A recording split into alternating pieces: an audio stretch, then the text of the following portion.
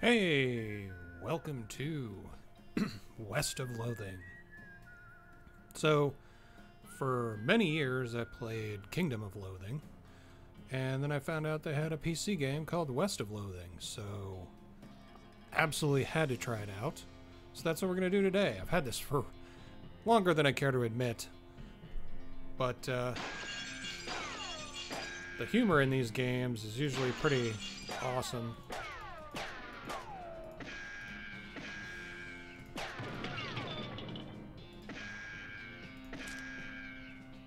Shot everything we could shoot.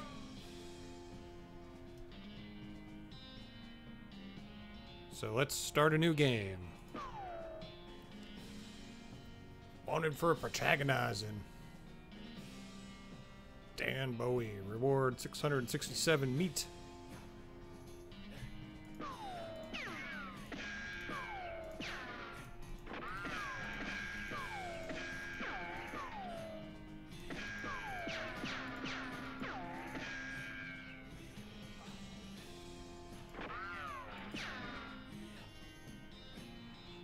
I like Cartwright. Eagle Cartwright. That's who we're gonna be.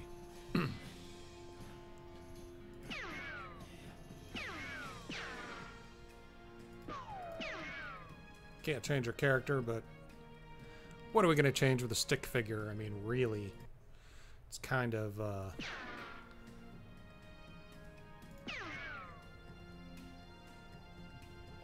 right. Play as Eagle Cartwright. We're ready to get going, are you? Yeah. I had the strangest dream. I was choosing a character class. A cow puncher, a bean slinger, a snake oiler. Snake oiler. Gotta oil them snakes. Bean slinger. It's like a... That could be, dastardly. Cow puncher. Punching some cows.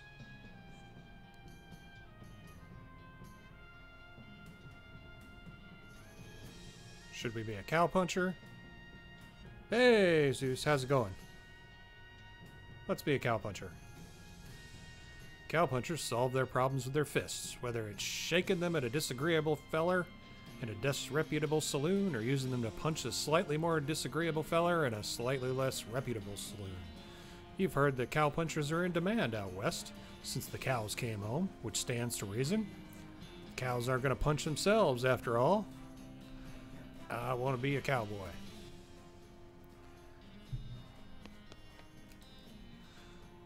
Okay, so this is our room. Sort of keywordy movement. Goodbye, bed.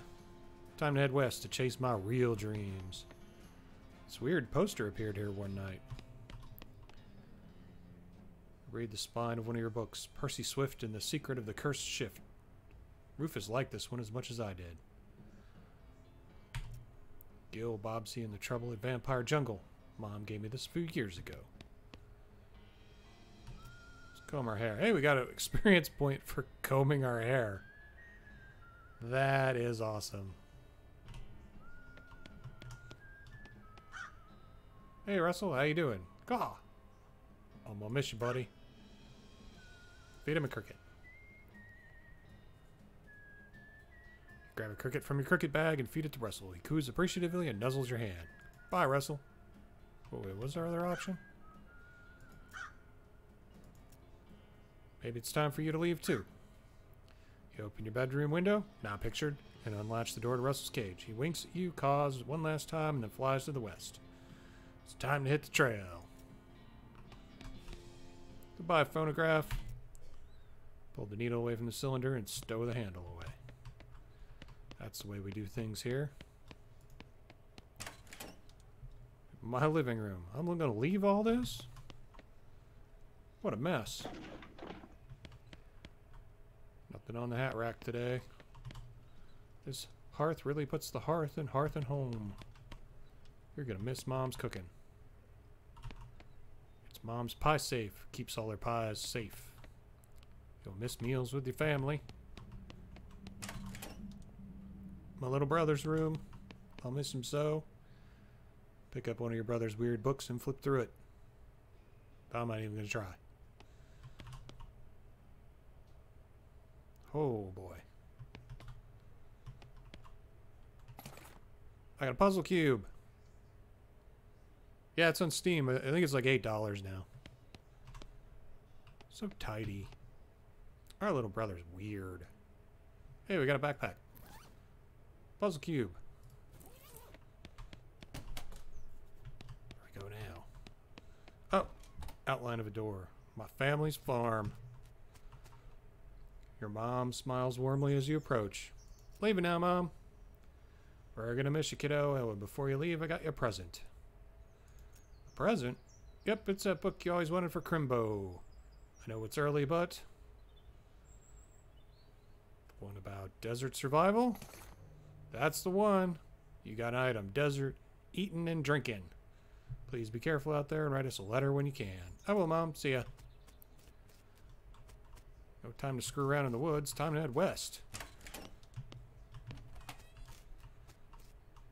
Your father morosely jabs at the haystack. That hat doesn't fit you, Dad.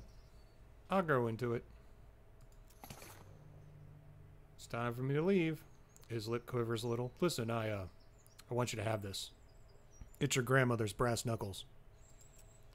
Thanks, Dad. Good luck out there. Be sure to say goodbye to your mother. I did. Goodbye, Dad. There's our weird little brother. Let's dig through the haystack. I got a needle in the haystack. Your brother Rufus is standing here looking nervous. He's pretty good at looking nervous. Give him his puzzle back. You hand him his puzzle and he starts fidgeting with it. Say goodbye. Hey, Rufus. Time for me to head west. I still don't understand why you're leaving. He's got a point, you know. Why are you going west? Seek my fortune. There's just no opportunity here, kid. If I'm going to make something of myself, I got to go where I can make some meat. Meat being like currency in this world. But it's so dangerous. 60% of the people who go west get killed within a year, and that's statistic is from before the cows came home. I'll be okay. Don't worry. You worry about taking care of Mom and Dad. I'll worry about me. Okay, if you say so. I still think you'll be dead by Crimbo. That's Christmas. In case you hadn't got it. I'll miss you, Rufus. Okay. You give him a playful punch in the arm.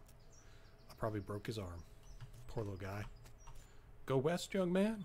You betcha. Hitching a ride. Gotta work on our posture. Huh. I have a feeling we're gonna get bumped off. Gonna lose our ride.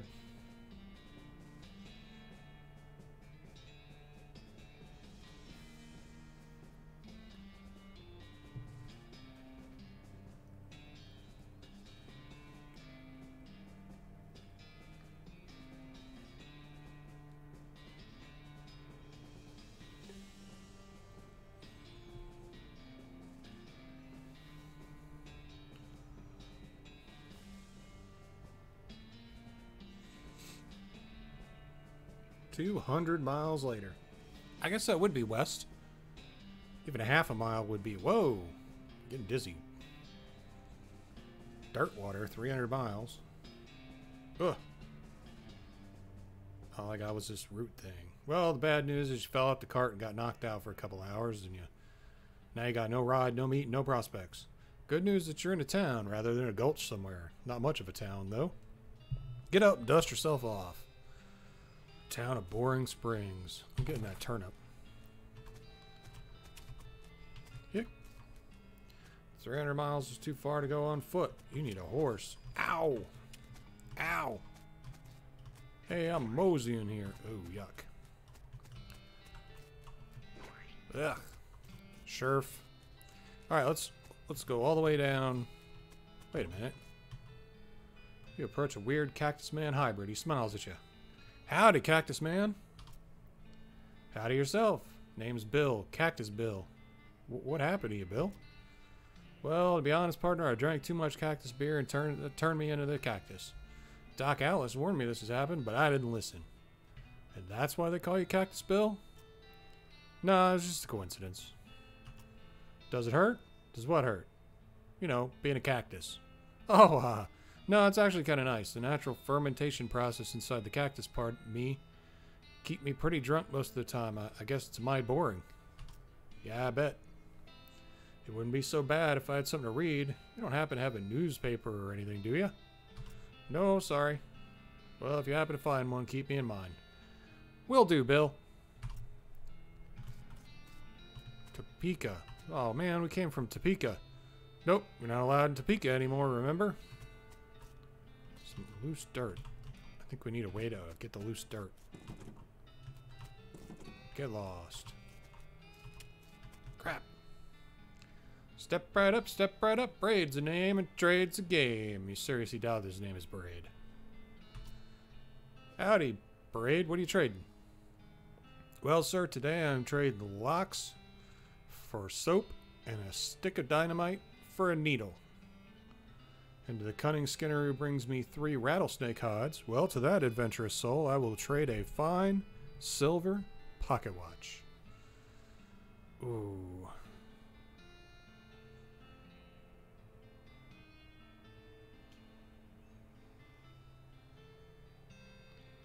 Don't have any soap. And let's trade our needle for some dynamite.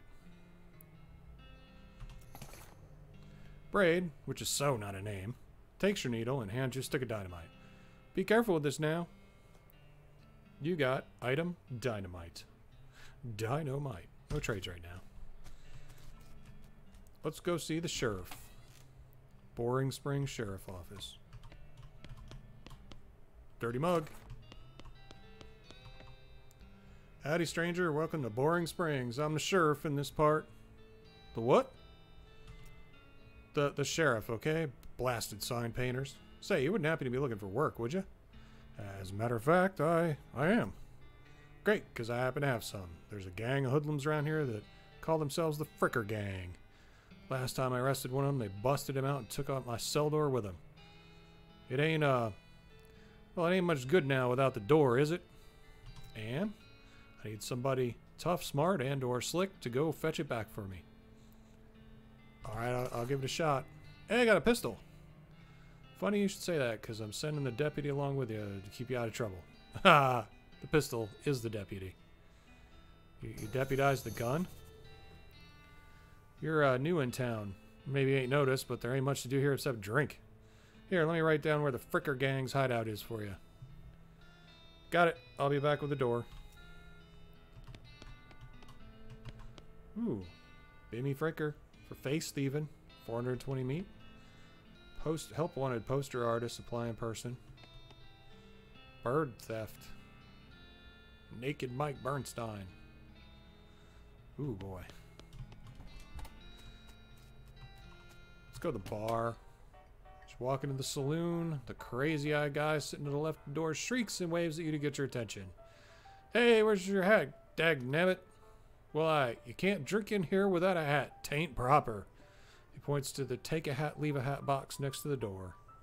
Let's check out the box. You look through the hat box, and find a sturdy looking Stetson. That looks like something you'd wear. Grab it. Grab the hat and put it on. Thanks, sir, Pete. Thanks, Pete. He gives you a friendly, if somewhat twitchy nod. Say, feller. Yeah? You heading west? If you want some company, I'd be more than happy to come along. Just let me know. Well, no pressure. Alright, I'll keep it in mind. Okay. Hat box. You already have a hat? Why would you want to? Exactly. I should probably leave him alone. The woman glares at you. You should probably just let her drink. Howdy, I'm Eagle. Howdy, Eagle. I'm Horace. Nice to meet you. What do you do? I'm the town hosteler. I don't know what that is. I'm the town horse selling guy. Oh, gotcha. How's that working out for you? Oh, those horses are just flying out the door. So business is booming. Nice. No, I mean the horses keep running away. I haven't sold one in ages. Oh. Is that why you're in here drinking instead? Yep. And me being in here drinking instead of watching the horses is probably how they keep escaping. It's one of those vicious circle things. Well, I'm in need of a horse. Do you have one left? One. Kind of a boring one. But it's got 4 legs and a back to sit on. Come see me at the stable. I'll be happy to show it to you. Okay. I guess he's gone.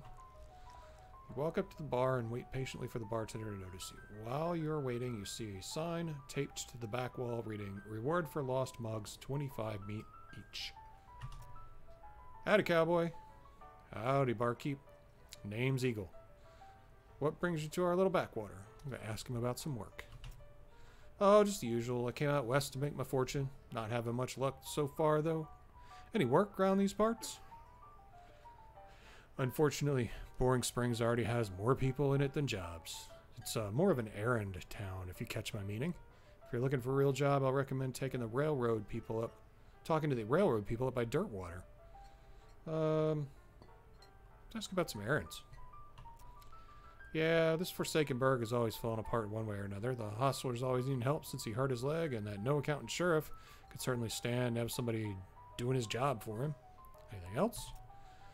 Well, I got a goblin loose in the basement. Some cowpoke in the gulch didn't wipe his boots off and got spores everywhere. I could probably handle a goblin. Much obliged. I'll unlock the basement door for you. Oh yeah, you'll need this. Weak fungicide. I'll take care of it. Spittoon. It's a spittoon. People spit in it. You know, without even looking at it. That it's absolutely disgusting.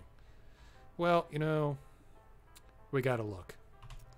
Yeah, it's full of spit. Regular spit, gross tobacco spit, chewing gum, and even a few teeth in there. It's disgusting, and the smell. Even from a distance, it smells horrible. Let's look closer. Well, now you're on your hands and knees peering into a filthy encrusted spittoon. I don't understand what is wrong with you. Wait, is there something shiny in the bottom? Get it. Reach your hand toward the spittoon. Even before you touch it, you can feel the grossness in the air. Like a greasy fog enveloping the stinking brass horror.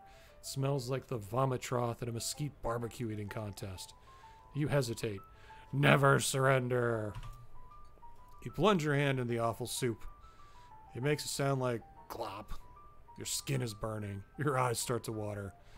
No, we're committed.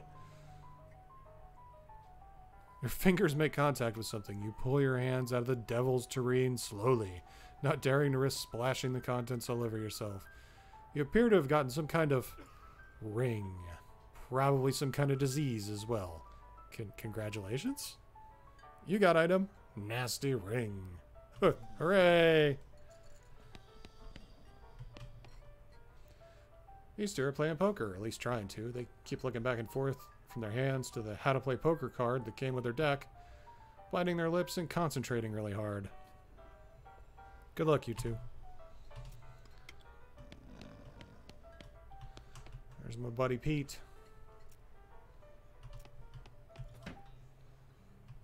The horsery. Oh man, horses are 1,000 meat. I got a needle. Another needle. Afternoon, sir. What can I do for you? We already had this conversation. How's business? Oh, you know, every day I'm hustling. Tell you the truth, though, it's pretty terrible. All my horses keep running away. Well, except for this completely ordinary one. That's rough. Maybe I can help. Oh, God, yes. Thank you. Please, I go fetch them myself, except for this injury. I'll give you 300 meat each for finding them. How many are there? 3. Here, let me see your map. They pretty much always run to the same place. Boneyard. Thousand Snake Gulch. Orehole Mine. Why these places? I think they like environments that are thematically correct. Here, when you find one, feed it some of these oats. That should send it back here. Got a bag of homing oats. How does that work? They're special pigeon-infused oats. Okay, will do. See ya. Okay. Do we need to look out?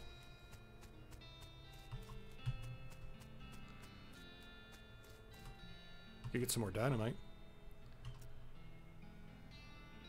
I can't trade any more dynamite. So we just got needles. Get lost. Some loose dirt. Gotta figure out what to do with the dirt. Anyway. We got the deputy pistol. 4-gallon hat, brass knuckles, and a nasty ring. Maybe we should go after the goblin first. Before we leave town. Let's see if we can do that. Sherf.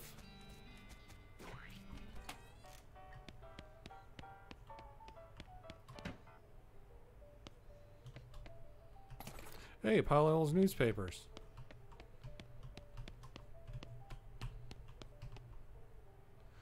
Crate of Nurse brand whiskey. Good for what ails you.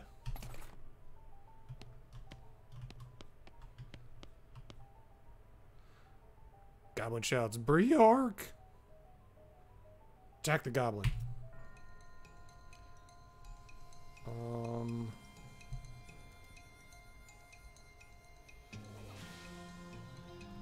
spray him. Victory! Having dispatched the goblin, you pat yourself on the back for a job well done. Gain 3 experience and 2 muscle. Oh, muscle level 2. Let's go back upstairs. Let's tell him we got rid of his problem. Howdy. Howdy, good to see you again, Eagle. Tip your hat to the bartender. I could do that now. Okay. I found this mug. Got 25 meat for the mug. Alright, now we took care of that goblin. Thank you kindly, Eagle. I knew you was a stand-up feller the moment you walked in here. She reaches under the bar. Oh, it's a she. And grabs a bag of meat. Here you go. It's the least I can do by way of thanks. You gain 200 meat. Tip your hat. Let's ask about the lady drinking whiskey out of a beer mug. Sounds like my kind of person. Who's the lady drinking whiskey out of a beer mug? That's Susie. She's a rancher from nearby. A real tough broad. I ain't recommend you pester her. Why's that? Lost her whole family to a cow attack recently. Got some pent-up frustrations about it. Ouch. Okay, we'll leave her be. But we are a cow puncher. So we're going to have to assist her later. Alright, so let's look at our map. Where do we want to go first? Let's go to the gang's hideout.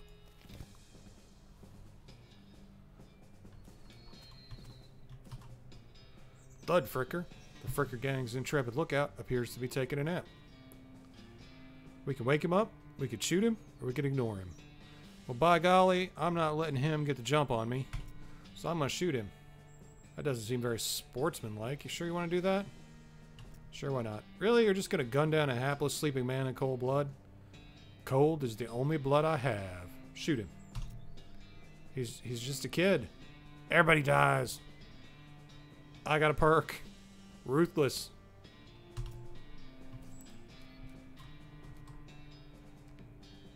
Oh, requires foraging. Can't get things out of the beer barrel. Cactus. Pile of random stuff. I got silver cufflinks and a recovered mug.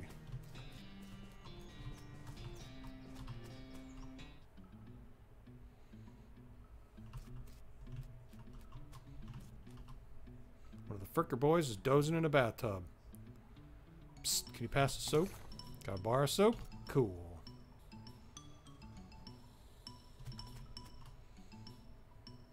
Drown him. Push his head under the water and hold him there until he stops struggling. At least he died warm. It's ruthless in the west out here. How are they playing in the dark? Rub-a-dub-dub. You cautiously approach the Fricker gang. They're pretty engrossed in their poker game, so they don't actually require that much caution. You hide behind a barrel and eavesdrop on their conversation for a while. One with the eye patch is quiet, but you gather his name is Snipe. The squirrely one is his brother Wimpy. What you play here? We gotta be ruthless. This is the west. I'm gonna shoot him in the back. Draw your pistol and execute the one with the eye patch. His brother screams, jumps behind a barrel, and starts firing wildly. This shouldn't take long. I got the jump on him. Let's shoot him.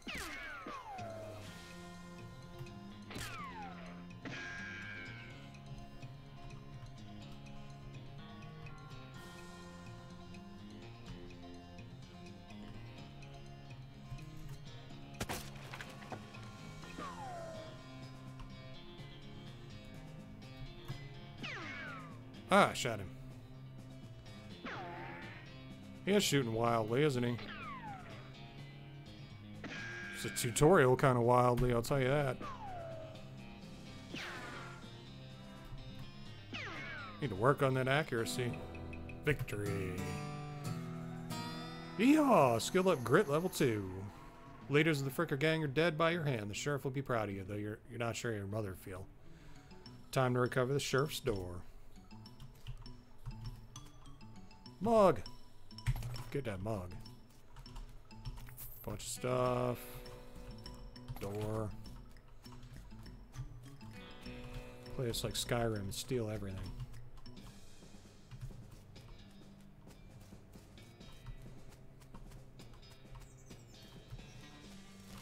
Alright, let's go back to town.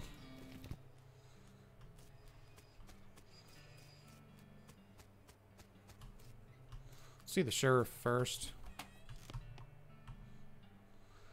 I see the Fricker gang hasn't put a stop to your breathing. Did you rescue my cell door? You hang the sheriff's door and he hangs it back on its hinges. Nice work, stranger. This here prison cell just got about 4 times more secure. Are there any Fricker boys left for me to round up? Nope, they won't be bothering this town anymore. Well now, that's a right load off my mind. Looks like I owe you a reward. He produces a big bag of meat. Gain 500 meat. Got another little task for you if you got the time. Should be a lot simpler than the last one. What you need? Well, the Frickers busted a lock when they took the door. I'm gonna need a new lock. I'll keep an eye out.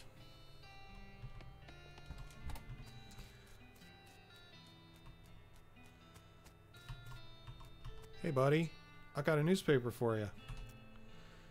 You give him the newspaper you found in the basement of the saloon. Much obliged, partner. Now let's see here. What can I do to return the favor? Oh, I know, my shovel. I left it behind the outhouse at the ore hole mine. It's yours if you go and get it. I'm sure you'll find a use for it. Thank you. Behind the outhouse at the ore hole mine. Got it. Thanks, Bill. Don't mention it. Now, if you could just kind of stick that newspaper to my face before you leave. Stick the newspaper to him. Got him. Alright.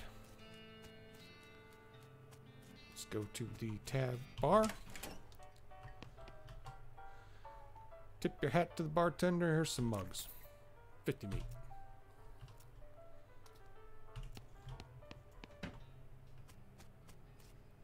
Alright. Ore hole mine first. It's kind of directing us there. I got a shovel. Meat mine. Oh, crap.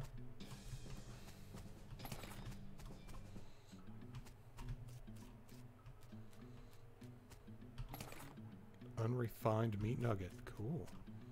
I can't get past this rubble. Looks dangerous. At least there's no plunger hooked up to it. We'll have to rectify that, I'll bet. Mechanism is labeled Cargo Elevator Control. Poster on the wall behind reads Blasting Cap Storage Level 1. Level 2 Plungers. Level 3 Tools. Let's send it to level 3. See what it brings back. I got a crowbar.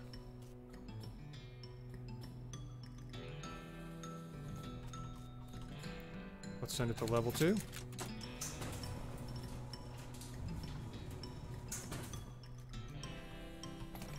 Detonation plunger. Level 1. Let's give me some blasting caps.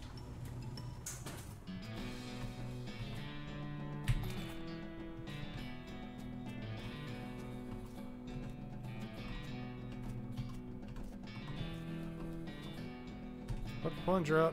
Fighting against your instincts for self-preservation, you hooked up a plunger and strung it a far distance away. Ah, I forgot to hook up the blasting cap. Okay, I've succeeded in putting myself in danger. Plunge away. Kaboom.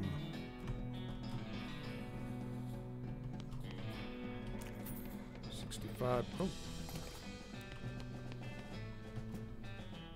Hey there, girl. It's okay. I'm Fred. The horse shies away from you, though. In this case, it's more like cripplingly introverted away from you. Reassure her.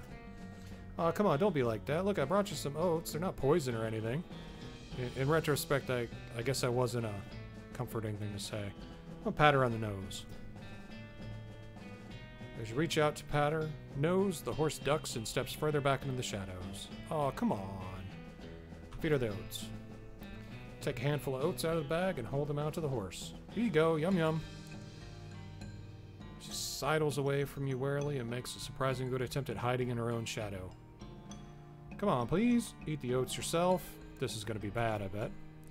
Look, they're fine, see? You take a handful of the oats from the bag and toss some in your mouth. Oh, it's just like the roughest, blandest breakfast cereal you've ever eaten. Still, it's better than dry cat food. You smile to show the horse you're fine and realize that you've unconsciously turned around and walked out the door. Geez, these are powerful. The horse looks at you warily as you re-enter with a cheerful wave. See? Perfectly fine. Feed her the oats. Ah. The horse hunches her shoulders and seems to shrink slightly as you pat her nose, but doesn't actually flee. So that's something. There's a good girl. Feed her the oats. The horse finally seems relaxed enough around you, so you offer her a handful of the oats. Warily, begrudgingly, she eats them. And she gestures at something behind you. You turn around to look, but don't see anything. When you turn your back, she's gone. Well, okay then.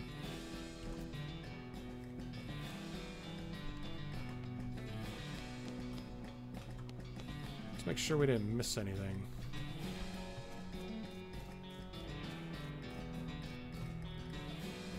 Leave it alone.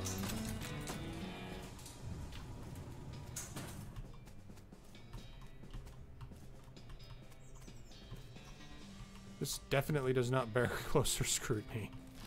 Ah, well, that is funny. Let's go digging. Now that we can.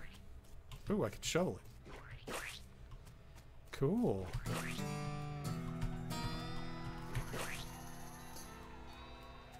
Cleaning up the town. I got a recovered mug.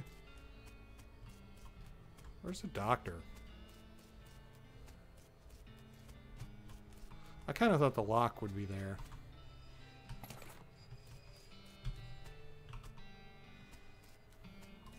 Alright. I got 300 meat for bringing him back. Said something earlier about an injury? Yeah, I busted my knee while mucking out the showroom. Don't ask how, it's embarrassing. I was going to get Doc Alice to have a look at it, but she gave up doctoring. Why'd she do that? Nobody knows. She just shut herself in her office, said she wouldn't talk to anyone except Nurse Whiskey. Is that an actual nurse, or... Oh, I'm pretty sure she's being sarcastic. I see.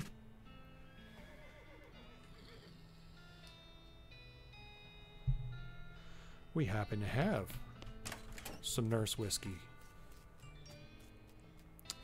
Let's go find out what the doctor's on about. Whiskey delivery for you, Doc. What brand? Nurse Whiskey. Your favorite, I'm led to believe. Didn't know she made house calls. Alright, hold on. You're a rattle as she unlocks the door. Enter the house. Holy crap.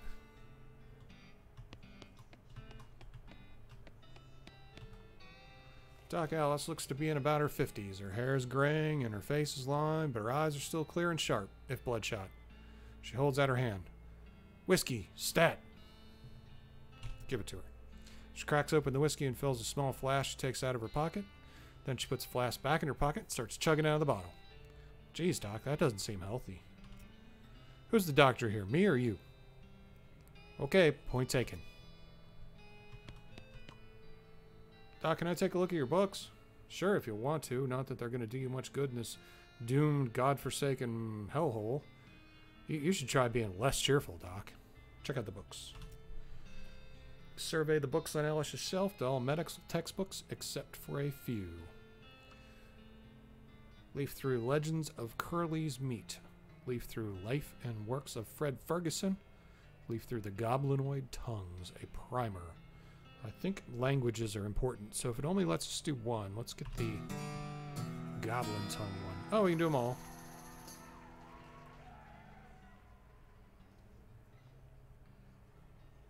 You start flipping through the Goblin language book. It's confusing at first, but you eventually get so engrossed that by the time you take a break from reading, several blurfs have passed. And you also know that blurf is the Goblin word for hour. You've learned to speak Goblin, sort of. Alright, let's read about Fred Ferguson. This work purports to be a Civil War surgeon's autobiography, but flipping through it, you mostly just find lists and reasons that drinking alcohol is bad. So it's actually a work of ludicrous speculative fiction. At least there's some useful appendices in the back and some diagrams of appendices. Alright, let's hit the last one. This book tells you the story of a legendary treasure, a massive chest full of premium meat secreted in hidden sense, not the extruded sense, the western desert by an old cowhand named Curly Butterfield. Make like a tree and leaf. Preened a little. The stove is spotless. Either she's really compulsive about cleaning or she never cooks. Wow, shouldn't this be further away from the fireplace?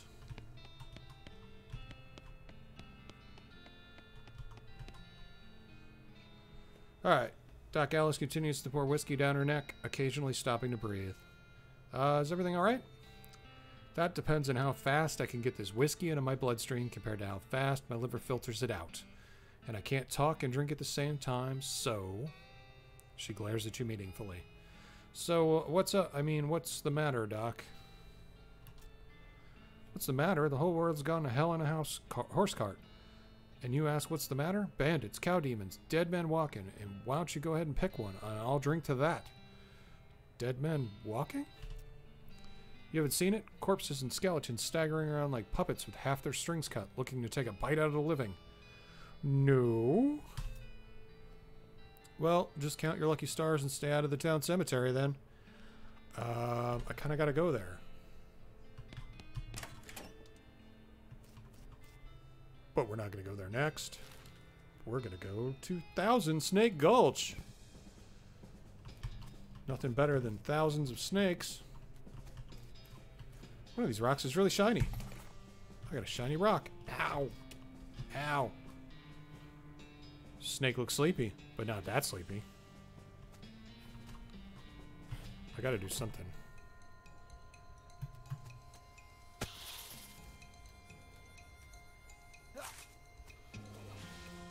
What a very poor method of locomotion. Punch the legs right off that snake. You're slaying a snake. Before long, they'll call you Snake Murder and Eagle. Hope not. Hi, Snake. Got the jump on him.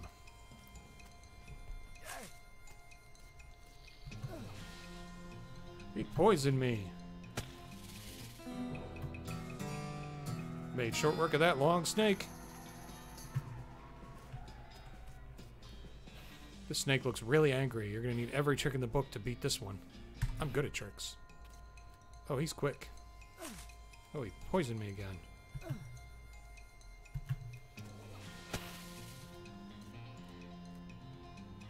Ow. Ow. Bit me.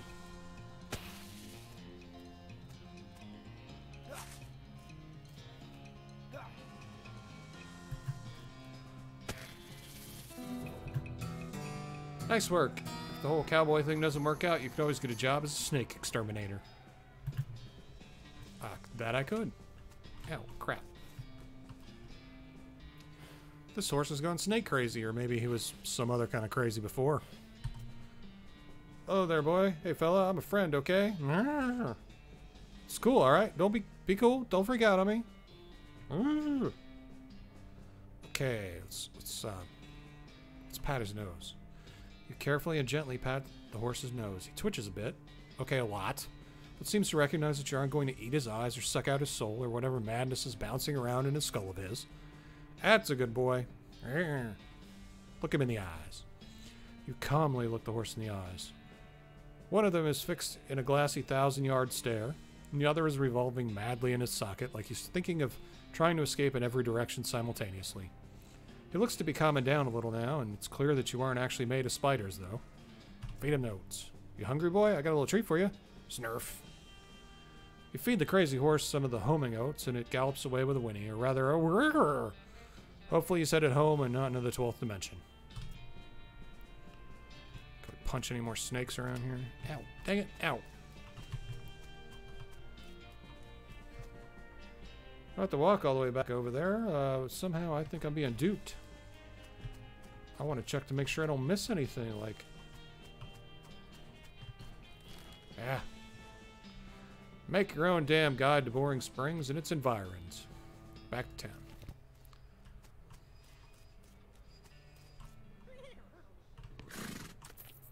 $300 meat. Thanks for finding my crazy horse. He was eating loco weed again, wasn't he? Not that I noticed. Afternoon, sir. What can I do for you? Just browsing. I gotta get that last horse back. Let's turn some of these mugs in. I found these mugs. Mission accomplished. Okay. Should we play poker? Not yet. Let's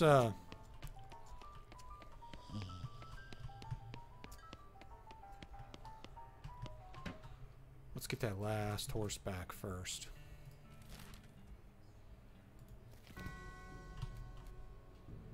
Our founder, Zephaniah Boring.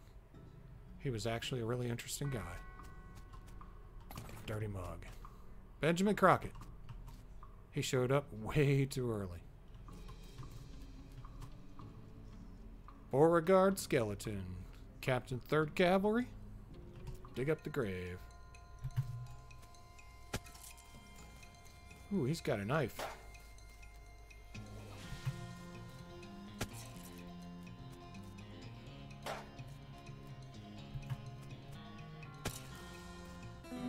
Victory! I got a cavalry saber and a gold tooth. Sweet. A skeleton. You're not going to get past it without a scuffle. Scuffle it is, then. He was a lot easier than the other guy. That guy just wouldn't stay put. Wait. Your pulse quickens as you get near the spooky, translucent horse. Approach her. Hello there. Hi, I'm a friend, okay? Well, that's a little strange. How do you say that without opening your mouth? Patting her on the nose. That's always a good way to go. You pat the horse's nose, which is very cold. If you were going to ride her, you would want an extra saddle blanket to keep your butt from freezing. Let's pat her on the nose again. Yep, still cold. One more time. Yep, still cold. You get the idea. Here you go, girl. Have some oats. You hold out a handful of oats for the horse, but she just sort of stares right through you. Please don't look at me like that. Hold the oats out again, but the horse continues to ignore them. What's the matter? Are they not spooky enough? I'm not sure how to make oats spooky. I guess I could put some bone meal on them, but I don't have anything handy to grind up bones with. Grave dirt? Oh, is that a yes? Weird. Okay. Sprinkle the oats with a little bit of grave dirt and hold them out again. The horse gazes expressionless at them and eats them. And with that, she glides away in the direction of town. Bizarre. Timothy Cochran, devoted husband. Elizabeth Cochran, beloved daughter. Silas Cochran, a baby.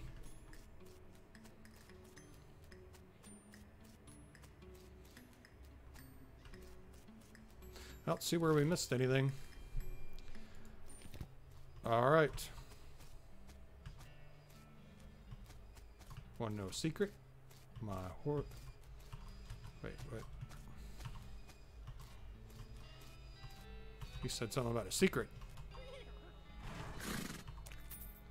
Looks like my pale horse is back safe. Thanks for your help. Anytime. That's all of them. I can't thank you enough. Here's a little extra for you. Okay, let's not buy the horse just yet. Because we got to go drop off all the stuff. Found this mug. Thanks. See ya. Woman glares at you. Are you Susie Cochran? How'd you know my last name? I saw the graves in the cemetery. I'm sorry for your loss. Susie scowls bitterly and mutters into her whiskey. I saw it happening. Saw the whole damn thing. Couldn't do nothing about it. Bartender said it was cows. Cows, right. I don't know what those things are, but they ain't cows. Not anymore. What happened? It was a raid. See, Ma and Pa used to ranch cattle back before. Well, before they came home. Pa didn't make it. But Ma and I managed to rebuild. We ranched pigs instead. And she left me the place when she passed. Go on. Well, I guess a passing herd sniffed out that I used to be a cow ranch and they attacked. A couple days ago. Happened so fast I didn't have time to get my rifle out of the gun safe. Cow smashed in the front door and a fire started out back by the root cellar. House went up in blazes just like that. What'd you do? There wasn't anything I could do. Couldn't get upstairs to the kids because of the fire, and I saw Tim trampled right in front of me. I don't want to talk about it anymore. I'm sorry. She refills her mug from a bottle by the bar and doesn't reply. What will you do now? Head west, I suppose. Nothing keeping me here, and no desire to stay. I can't leave without my rifle, though. Why not? It was Ma's rifle. It's all I got left of anybody.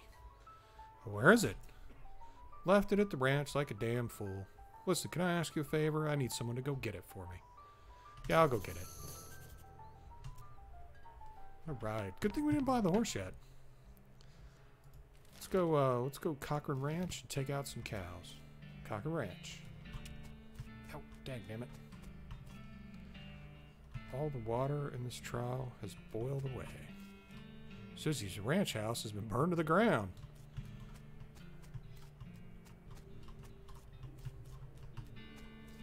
I hear noises.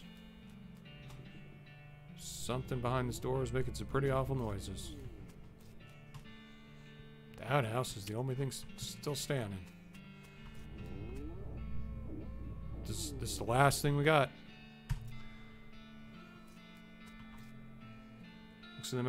Looks like somebody was in the middle of fight fixing a knife. Grab it.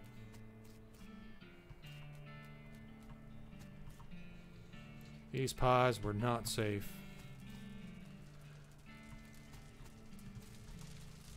This thing looks angry. You're not going to make it to that safe without dealing with it. Deal with it.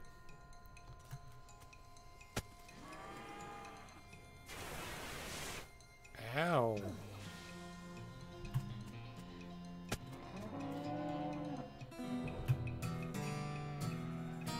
Yeehaw! Skill up, grit level 3. Got Susie's rifle.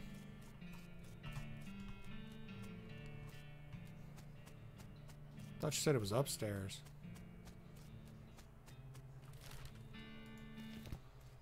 Alright.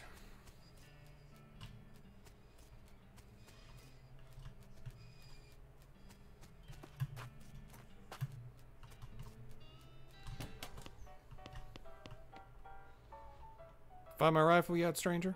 Yep, here it is.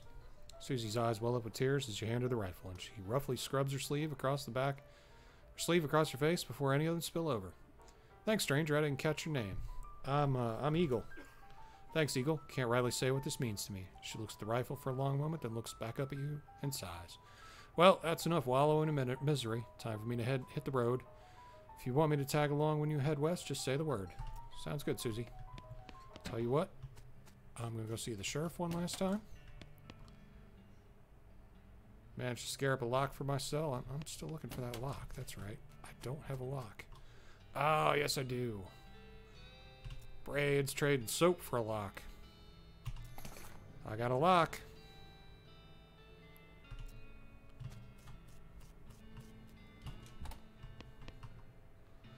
Doc Alice continues to pour whiskey down her neck.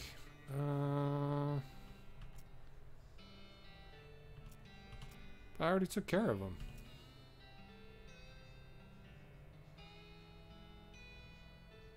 Oh, alright, so we'll pick up with bad. How is that even possible? It isn't possible.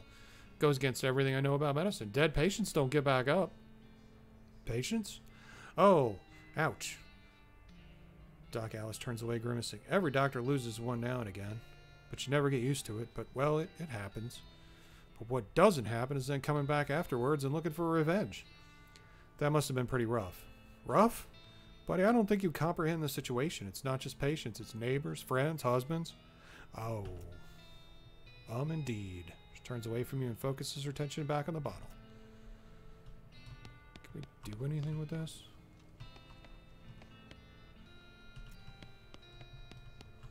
There's really nothing else to do here.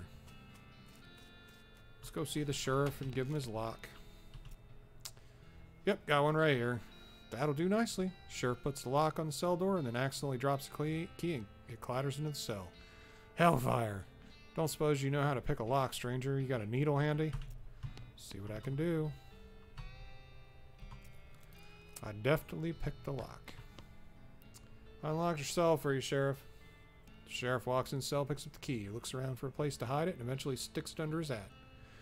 Thank you kindly, stranger. If Boring Springs ever gets any more criminals, they better watch out. That's a good job you done. Don't mention it. Here, have a souvenir of your time in Boring Springs. I got a replica sheriff badge. I'm a replica sheriff. Bimmy Fricker. I think we killed him. Let's go buy our BS horsery. Can you sell me a horse? Sure thing. I should warn you though, horses get mighty attached to their riders. Once you bought one, you won't be able to change your mind later. Which one are you interested in?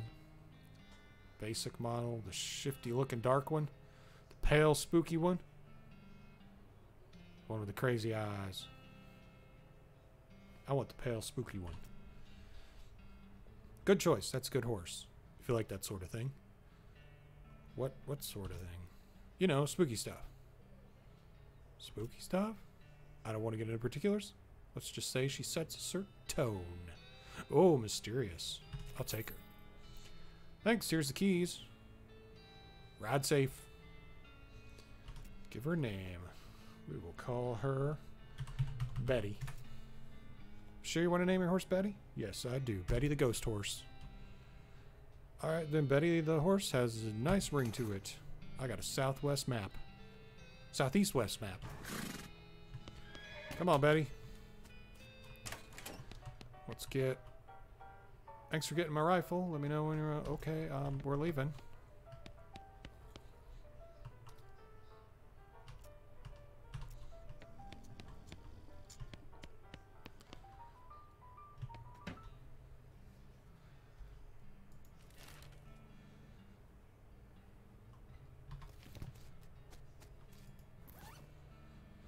Okay. Let's use the southwest map. Follow map to Dirtwater.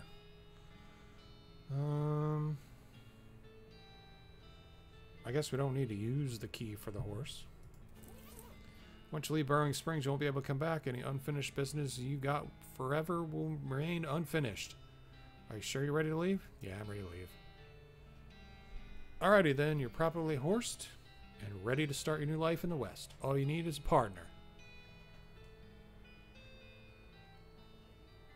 Somebody to share the trail with. Somebody you can rely on for emotional and combat support. Who will you take with you? Crazy Pete? No. Nope, nope, nope. Susie Cochran? Yep. Taking Susie, because we'll be up front, close damage, and she can be a rifle person. Pop back to the saloon and collect Susie. Hit the trail. Oh, one last thing before you go. Up until this point, I've been automatically spending your experience points for you. I'm happy to keep doing it, and I promise to give you a nice, well-rounded experience for our experience. Shall I keep it up, or would you prefer to decide for yourself where your experience gets spent? You know what? I'm just going to let it go automatically. We can look at it and see what it's doing, but we'll just do it automatically for the sake of not having to sit here and figure it out. You consult the southwest map the hosteler gave you. It only lists two things: town of Dirtwater, the Manifest Destiny Railroad Company's westernmost camp. We want to go to the railroad camp, don't? No, we want to go to Dirtwater. Day 1, the first day of the rest of your life. There's our horse. Talk to your partner.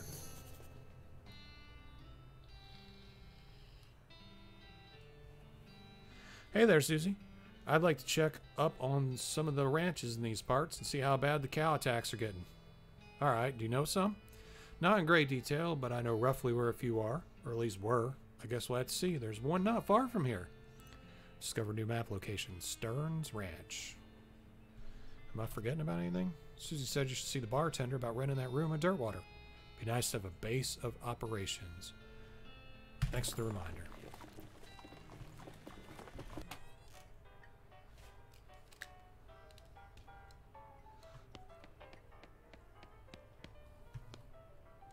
These guys are having a spirited discussion about guns and which one of theirs is nicer.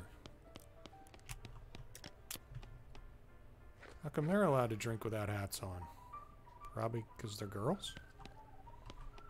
There's a sign that says, see bartender for darts. Slop, 5 meat. I don't think we need it yet. I should... The piano player is not very good at his job. This old man stares off in the distance, listening to the piano. Let's try to talk to him. Hey, he's playing that backwards. Oh. Poker room. This is spittoon, which is a sort of brass bucket that people spit into instead of spitting on the floor. Because not spitting at all is not an option in this society, I guess.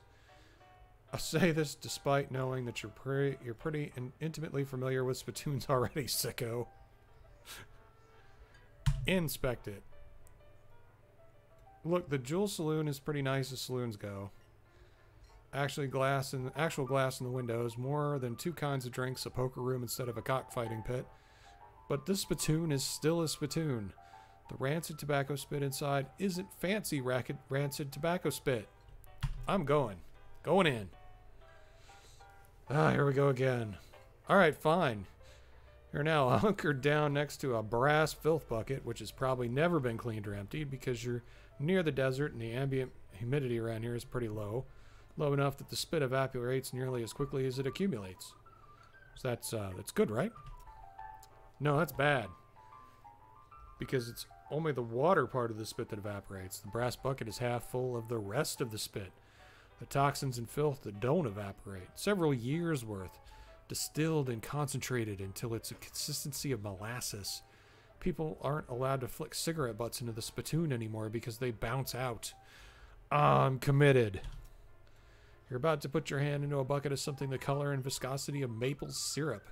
Except instead of maple, it's flavored with the inside of mouths of people who chew cigars instead of smoking them and have never brushed their teeth. Yeah, buddy. Glorp. It feels like putting your hand in a bucket of lukewarm tapioca pudding. Except instead of tapioca, it's basically poison. It smells like someone ran over a skunk, waited a week, then set it on fire. It feels like your hand is dissolving. Keep searching. You found something. You found a tacky, filth-covered porcelain cow figure. A useless, disgusting thing that will make a great heirloom for your children, assuming you're still able to have any. And you hate them. I got a filthy porcelain cow. Hooray. What we got here? This gal doesn't look like she's in the mood to talk. Bartender. Well, howdy there. Always nice to see a new face in town. Welcome to the Jewel Saloon. Hi, thanks. I'm Eagle. Glad to know you, Eagle. Folks around here just call me Lloyd. What can I do for you? Nice to meet you, Lloyd. I saw the sign out front advertising a room. That's right. Finest room in the house. Plenty of room for your partner, too. Interested? How much it cost? Well, that's where you're in luck. The previous tenant was a banker fella. He paid a month in advance, right before getting himself killed by bandits. You seem like a decent sort, so the room's yours if you want it. Gratis. Wow, great. Howdy, Eagle. Anything I can get you? Hey, Lloyd. Who's that old man by the piano? That's old Ellsbury. Tragic fella he is. He was a writer and a poet. Came out west to sell his stories, but nobody were buying. Too weird, his stories. Fantastic alike. Too bad, I love that stuff. Well, it doesn't much matter now anyhow. He had to get normal work to make ends meet. Did passing well as a prospector until one day he lost his mind in a mind. He what now? You know what I mean. He saw something. Something that made him stop telling his weird tales. Made him stop talking near completely, come to that. He just stands there by the piano nowadays. Seems to calm him down. As long as he doesn't make any trouble, I don't mind him too much. Feel a little sorry for him, to be honest. Poor fella. Need help? Well, if you're handy with mechanical type stuff, something's gone wrong with our piano player. Player piano player. I thought the music sounded a little off. Yeah, it's not supposed to sound like that. I'll see what I can do. Thanks, I poked around in it myself, but I lost the key. This has taken a strange turn.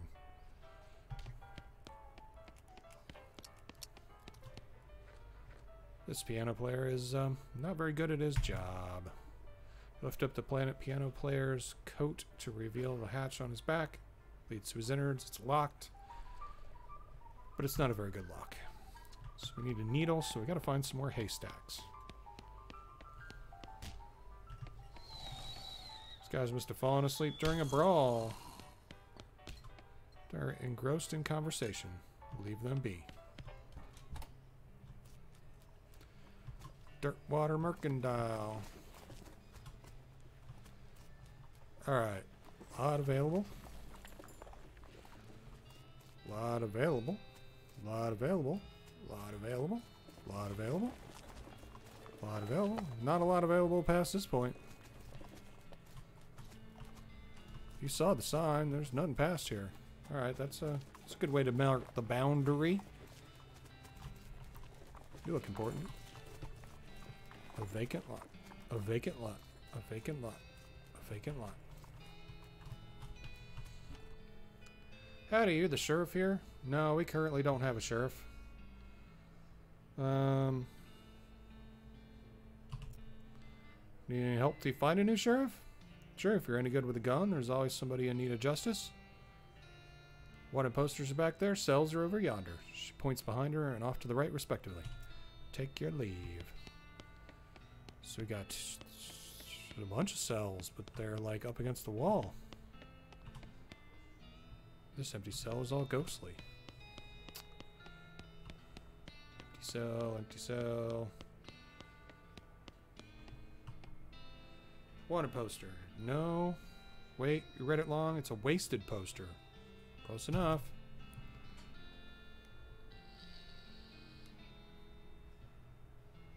Poster reads, Wasted, the Stripy Hat Gang. For grand theft paint and tasteless hat vandalism. Last seen in the vicinity of Cavern Canyon.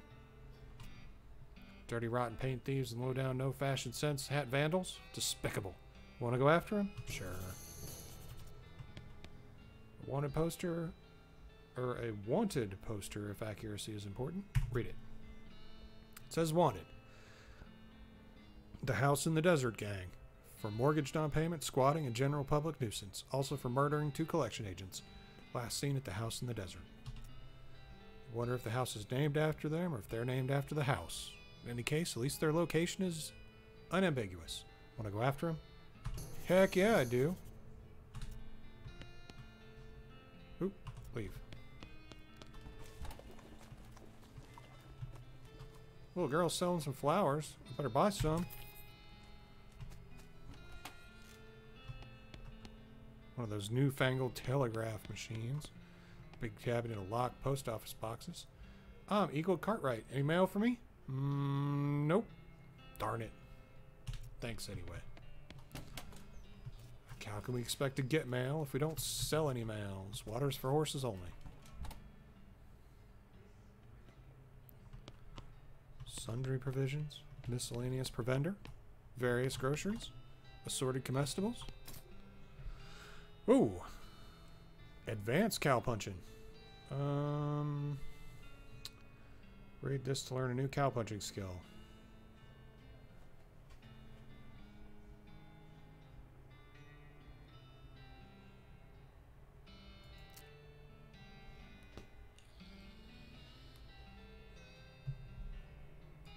I got a shovel. I like how it tells you already got one of those. That's kind of important. Because that way you don't have to keep going back and forth between your inventory and that. Disposable binoculars. Used to discover a new map location if you can hide a high enough vantage point. Want to look at more than one thing through them? Too bad. Oh, so they're only good for like one shot. Alright, we'll come back, because I have a feeling we've got other stuff to do before we have to worry about any of the shop stuff. Jewel Saloon. We've already been in there. That's our room. It's my bed. Postcard. I got a blank postcard. Nice. Oh, the view. Insult myself. I'm angry. I'm angry. Better not insult yourself anymore. If you get any angry, you're liable to pass out. Susie's bad. Am I forgetting anything? Susie said you told the bartender in the Jewel Piano Saloon to try to fix their broken piano player. Thanks for the reminder, Susie. I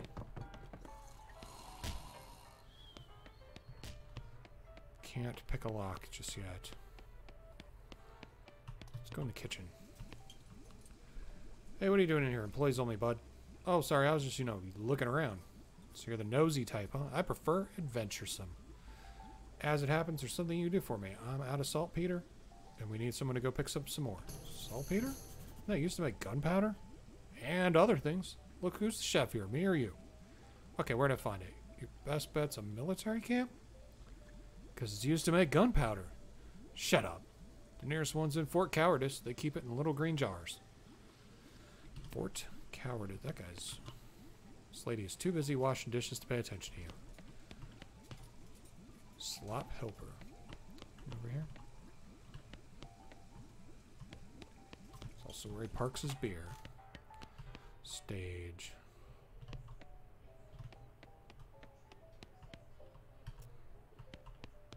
We're so helpful.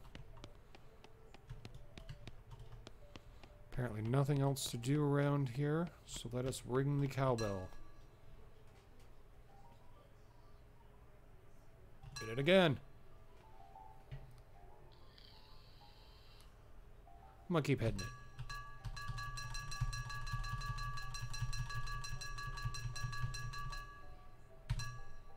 That is nothing. Must not be time for the show.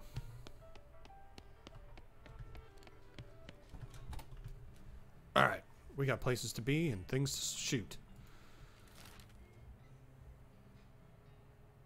She wanted to go to the Stearns Ranch to check stuff out.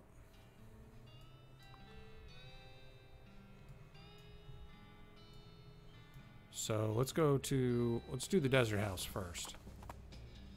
Heart skips a beat as you spy a floating cow skull in the middle distance. Doesn't seem to have noticed you yet. I'm fighting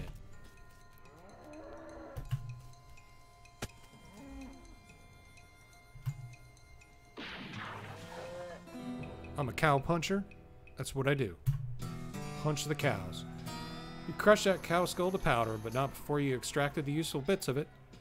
10 experience. Yeehaw! Tough customer level 2. Got cow fangs and a brass bull ring. Susie carves another notch in the stock of her rifle. Cow hate flashes in her eyes. Her resolve intensifies. Susie's become stronger. Way to go. As you dismount and approach the house where the bandits are holed up, you hear a voice from inside say, "What was that?"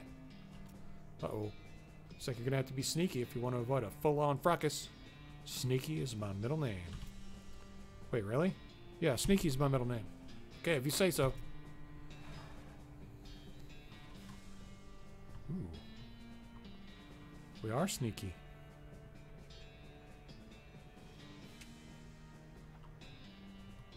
From the sound of it, you'd say this doghouse contains an angry dog. This doghouse contains an angry dog. Very funny. You're not going to be able to get past it without alerting the gang inside. I guess we got to fight the dog. I don't want to fight the dog.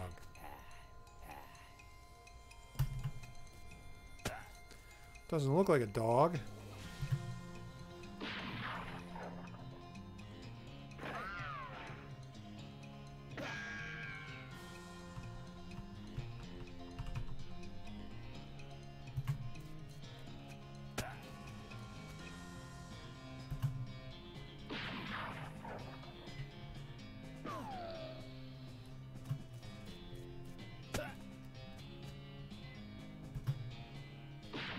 It's a Deadeye Susie there. Gain 30 experience, Moxie level 2, bag of ears and such, Desert Gang 6-gun, and a black hat.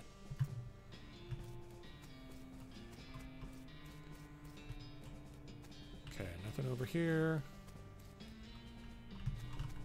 I guess we can't actually go in the house.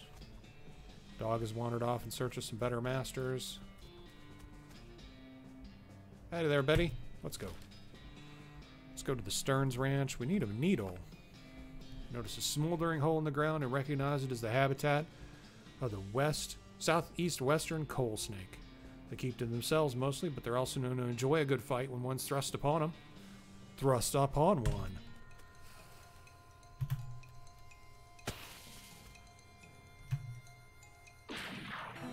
Hope he enjoyed that good fight. Also level 4, snake spleen and some coal snake skin.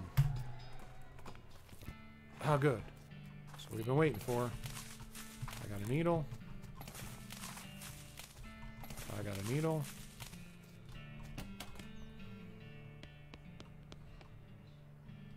I don't have lock picking. Got black and beans.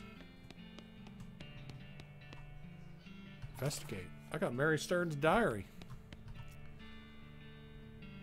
It's the work of a moment to fix the voices doll box. Hold the string. Hi, I'm Grace. What's your name? I'm Eagle. Hi, Eagle. You're nice. Do you want to play with me? Yeah, let's play. Hooray! Mary used to play with me, but we didn't get to finish our tea party before she went away. Will you help me finish it? Sure. Hooray! The game's almost over. Mary did such a good job. The doll's eyes roll back forward. Go downstairs and get my cup. Do you know the magic words to make the mean cows let you into the secret room? No, what is it? The magic word is peanut butter. Got it. Peanut butter. You shudder as you realize that talking dolls haven't been invented yet.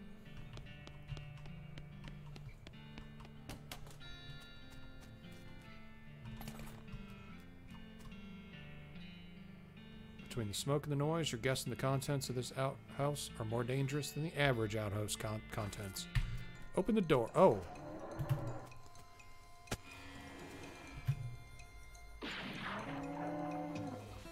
Psycho cow. Moxie level 3. I got a toilet pistol. Do I really want a toilet pistol? Mary Stearns. Gwendolyn Stearns. Smoking chrysanthemum. Looks like Jethro's bones were dug up by some varmint or another. Charred locket. Jethro Stearns. I don't have harvesting. I don't have safe cracking.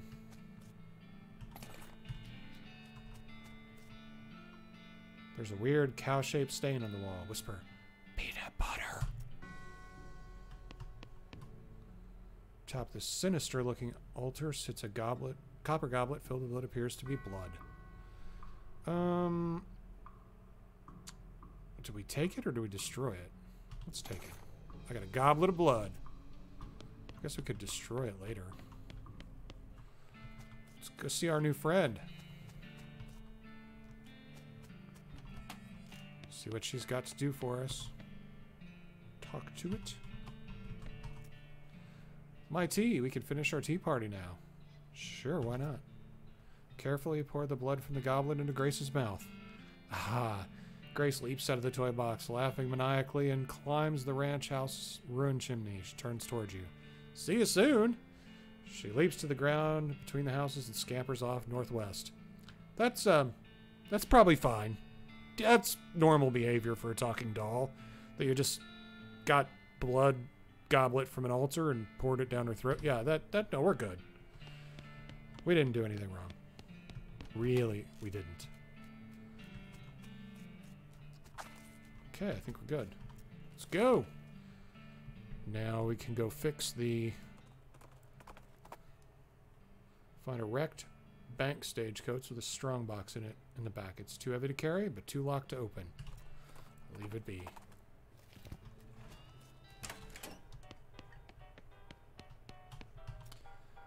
Pick the lock.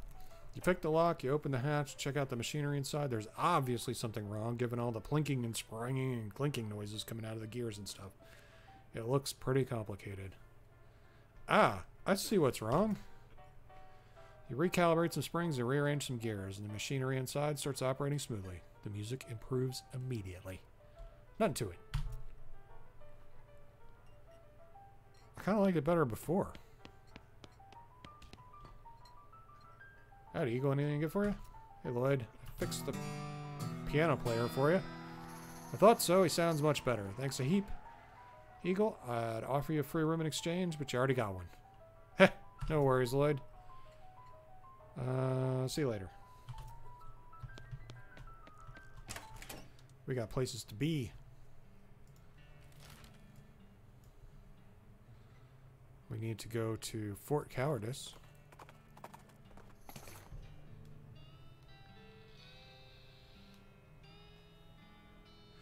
Your booze sense alerts you to the presence of a rock. Confused, you move the rock, and sure enough, there's a bottle of booze behind it. How do I get booze sense? I could use that. You're afraid for a second that your booze sense had been replaced by some kind of rock sense. How useless is that? Okay, let's see if we can get in here. Just like the old saying goes, when life gives you cannons, make cannonade.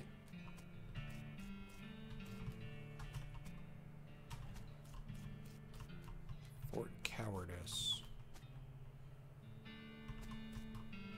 Climb up the watchtower and take a look around. Nice view. So there's like a lot of nice views. Administration.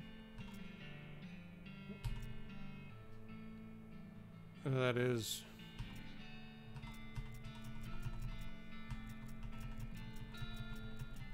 Does it ever go anywhere? This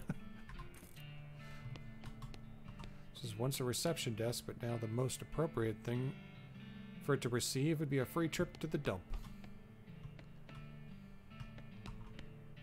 General, this is a door. More specifically, it's a door to the General's office. Even more specifically, it's a locked door to the General's office. Got military-grade whiskey and hardtack. Cupboard is bare, and it's also not really a cupboard. Spice rack. I got the saltpeter. Yeah.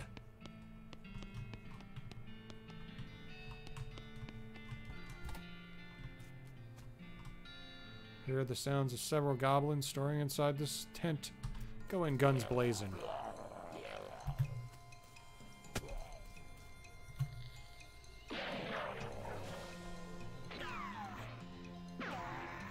These guys are all dressed up with nowhere to go. I don't think you could shoot me and just get away with it. My partner and you heroically defeated the sleeping goblins who were guarding their beds. Whatever. Footlocker is empty. Smelling salts. Army field trauma kit. Staying caught. Footlocker is locked. Silver bullet and a trauma kit. Must be the math tent. Yeah, we want to go in the math tent. The diagrams. Bunch of disgusting drawings of sliced open bodies. Get the papers. Papers are mostly just boring medical records, dental daguerreotypes, lamentations that antibiotics haven't been discovered yet, that sort of thing. Hey, wait, look at this. This might be important. I got marching orders. Render them looted. I need to get some safe cracking and some lock picking. Sign says toilet in Goblin, which makes it seem pretty likely goblins are going to use this tent as a toilet. No way you're going in there. Usual size cannonball. This mishap definitely got somebody fired.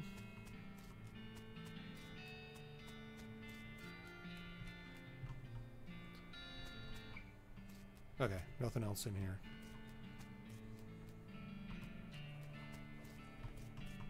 And foraging. We need to get some foraging. I also need to get that looking glass thing.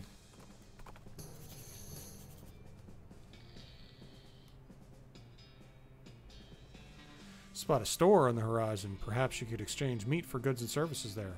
Discovered a new map location. Button Willow McKittrick's store. I don't need to go there now because I don't really need anything.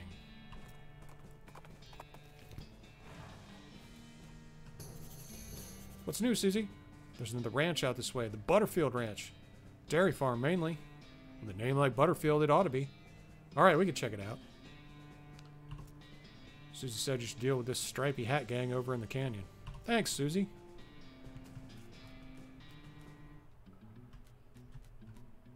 Medicine. Guess it is booze. You should leave right now before that spider eats you. Must have a death wish standing that close to this thing. Weapons.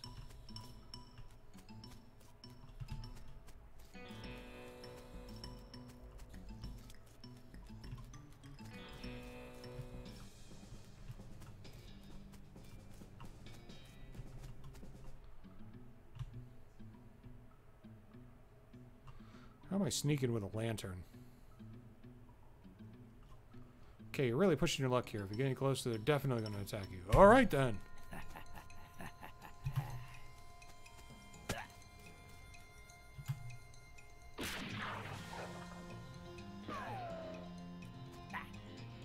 Ow.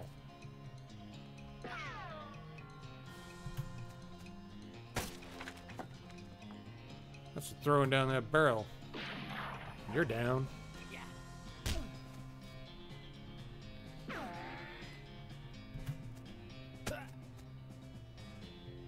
Attack me with a board.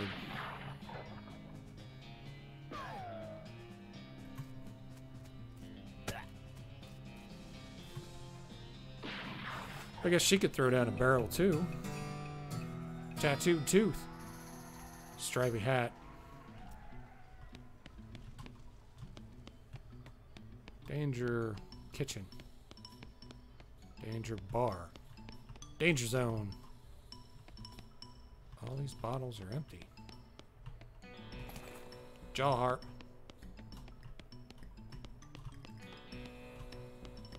Alright, there's nothing else here. Let's get the kitchen.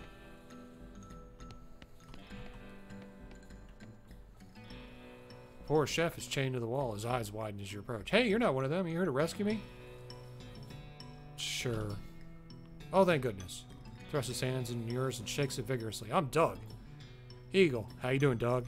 I've been chained up in this dank cave for over a week cooking for those stripy-hatted idiots. That sounds awful. You want to know the worst part? There's a perfectly good oven 8 feet off to my right and a shelf of perfectly good ingredients 8 feet to my left. How's it the worst part? The chain is 4 feet long. Ah, that's rough. I know, right? There I was, fresh out of culinary school with a million meat ideas in my head. And now here I am, 4 feet shy of my dreams, cooking the same pot of soup over and over again. What million meat idea? You promise not to steal my idea, right? Yeah, I promise. Okay, well, it's a new kind of sandwich, or maybe a taco. It's so revolutionary that I'm not quite sure where it fits into the whole ham food taxonomy, to be honest. Anyway, it's in the middle. In the middle of it, there's a sausage. But it's a sausage made from the cheapest possible parts of a pig, ground up so finely that you can't identify them anymore. Okay. And it's served in a long, split roll, which soaks up the grease so you can't tell how fatty the sausage is. And the best part, the name. You ready to hear the name? Sure. It's called the hot dog. What do you think? I think it sounds great. Thanks. Not that any of this matters. Even if I did get off this chain, there's no point in hanging around in this empty cave making hot dogs just for myself. I don't even like the taste of them. Could set up a shop in Dirtwater. Brilliant! You're a genius, Eagle. Hot dogs for sale. All day, every day. I'll make a mint. Say, there's an idea. What if I added mint to the sausage mixer? You help him break his chains. He leaves the cave, hauling the oven and shelf full of ingredients, muttering to himself about new sausage recipes. That's that, then. I guess those are the vacancies.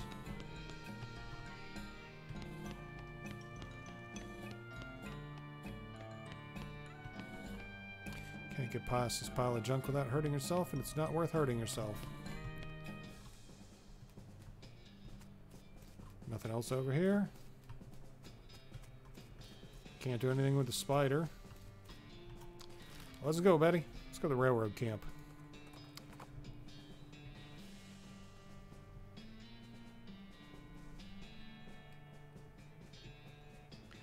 Find an abandoned crate which has mine stuff written stenciled on the side, which is the worst grammar you've ever seen, even in a time and place notable for its poor grammar. Open it up with a crowbar. You pry the lid off the crate and help yourself to the contents, which are now your stuff. You get a can of kerosene, can of oil, and a sulfur match. Back on the trail. Manifest Destiny Railroad Camp. Ow. What's that say? Missed it. Why isn't this train moving? This guy should never be put in charge of a switch. He's too busy playing with a watch to get any work done. Ask him where he got it. Bought it from this gal that runs a store down south of here named Buttonwillow. Buttonwillow something. Oh yeah, I know that store. Nice store, real nice watch. She's not getting much track laid, but she's an expert whistler. You approach the beleaguered looking man with the tiny glasses. Howdy there, who's in charge of this outfit? If I'm being charitable, I'd say that fellow over there in the white hat is the foreman. Points to the man next to a huge pile of rocks. And if you're not, then I'd say that the paper-backed idiot over there in the absurd white hat is the fellow you're looking for. Alrighty. Are you in charge? I was wondering if there's anything I can do to help. You want to know something? I love trains. Oh? Ever since I was a little boy. Huge, magnificent, roaring iron beasts. They were magical to me like dragons. When the opportunity arose to take on a management of this rail line, I jumped on it like a shot. And you know what I learned? What's that? Organizing and building and running one of these operations is the most amazing pain in the ass you'll ever imagine. You want to help? Congratulations, you're the new foreman. I'm going home to play with my models. Swell. I guess we got to get these rocks out of the way. I guess I'm the boss now. Man looks you up and down. Well, I suppose you can't be any worse than that last clown. Extends his hand. Name's Smee. I'm your assistant. What's the situation? I'm sure you didn't miss seeing this giant pile of rocks blocking our path. The surveyors say there isn't any other suitable mountain pass, so we can't reroute around it even if we had the months it'd take. Any ideas? Well, by my calculation, we could dynamite it clear without too much trouble. Problem is, it'd take a lot of dynamite. A whole year's worth, I figure. We used to keep that much on hand for emergencies such as this one, but a pack of goblins stole it all. Sneaky little varmints. I will get it back for you. Glad to hear it. The goblins are holed up in Gustavin's Gulch. It's a real tough place. You might want to spend some time getting the lay of the land, honing your fighting skills before you head that way, especially if you plan to go in guns blazing. You discovered a new map location, Gustavin Gulch. We don't need that specific dynamite, though. Any you can lay your hands on be fine, so long as there's enough of it. I'll look into it. I have some dynamite. I think. Dynamite. I have a lot of junk.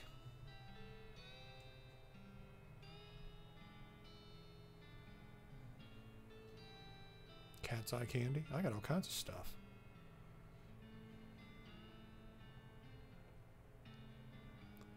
Dynamite. Examine it. Stop playing with dynamite.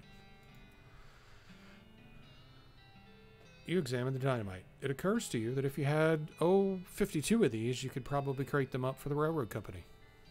Okay, so we need 52 sticks of dynamite. Or we need that stuff. The old steaming beast. Good old steam. Nope, not yet. Should not get much track laid. Expert whistler. Scash and can we go inside?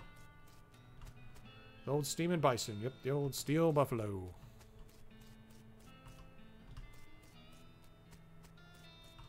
Can't go inside. Come on, Betty. Let's go to Gustavin's Gulch. Encounter an overturned wagon surrounded by ruined books and broken spares of spectacles. Looks like a family of especially literate homesteaders met an untimely end here. Tragic. Let's look through the, hey, Advanced Cowpuncher Volume 152. Been looking for that all over.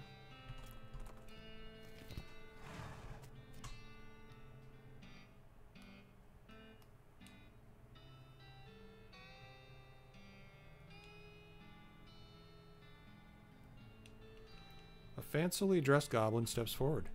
Hi, hello, being a mayor. Welcome, now go away, please.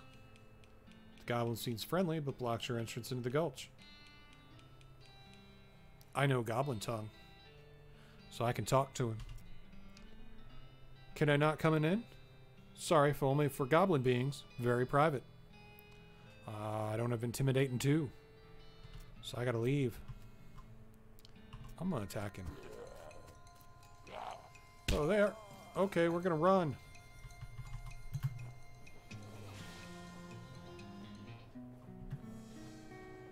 Get the crap beaten out of you by a goblin in a fancy top hat. I am angry. Get so angry about losing that fight and pass out. Wake up next morning in your bed. Susie must have carried you back here after you got knocked out. You're a little sore, but otherwise any worse for wear. You're pretty hungry, though, and sober. Susie, you're alive. I thought you were dead. Okay. This guy looks like he's in a lot of pain. Better check on him. You okay, buddy? Pretty sure my leg is broken. What happened? Traffic accident? No, it just all of a sudden broke, and I guess I don't get enough vitamins or something. Good nutrition can be difficult in this day and age. I'm gonna need some medicine for this. Can you help me? Sure. There's a mission up north where the nuns run a little hospital and sell medical supplies. Can you get me some broken leg pills? Just what I need. Broken leg pills. Post office. Jail.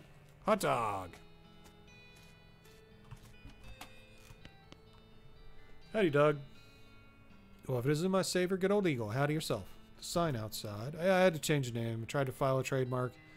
Turns out there's already something called a hot dog. What is it? Trust me, you don't want to know? I wish I didn't know. Anyway, single letter removed. I'm in business. Alright, well, we talked to Doug.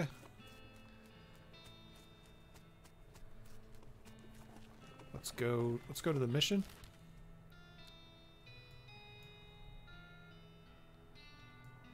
Where is the mission? Man, that is way up there. Off the trail's shoulder, you see some ancient petroglyphs carved into a rock. I can't translate them. Susie's got something to say. Howdy, Susie. Susie looks over notes. I think there's another ranch in this area. Don't know nothing about it. It's pretty new. We'll take a look. The Lazy A Dude Ranch. I forget anything? Thanks for the reminder. Gosh, a real-life nun. Yes, I'm Sister Tabitha. I'm Eagle Cartwright. What's with the cots? Well, what with the cow attacks and so on, I felt my faith would be better served running this place as a clinic rather than a church. I also sell medical supplies. If you'd like your healing to go. Can I buy some medical supplies? I need broken leg pills. Man, they're expensive. I do not have a lot of money. Can't steal anything. Hey, errands. Humming cave. Funny you should ask. I've been experimenting with the healing properties of a purple grass that grows near, but I've run out. Would you mind picking some for me? It grows near a cave that makes an unusual humming sound. Yeah, no problem. That's nothing abnormal there. We'll go check that right out. Ah, no foraging. All right. Let's get the Button Willow store. Let's get the new off of it. See a streak of fire blast across the sky, land over the horizon. You ride to the site of the impact and see a meteor. Let's pick up the loose pieces. 502 meat. Handy.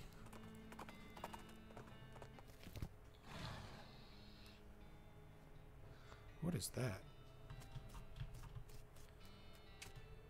It's a short cactus.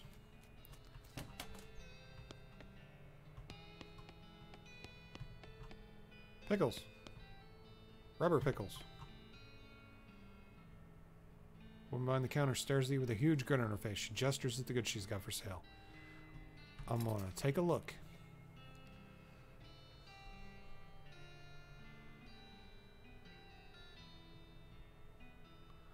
Locks and how to pick them. We need to buy that, but we can't. Okay, obviously we're not of means enough to handle this yet. So let's get this guy's broken leg pills.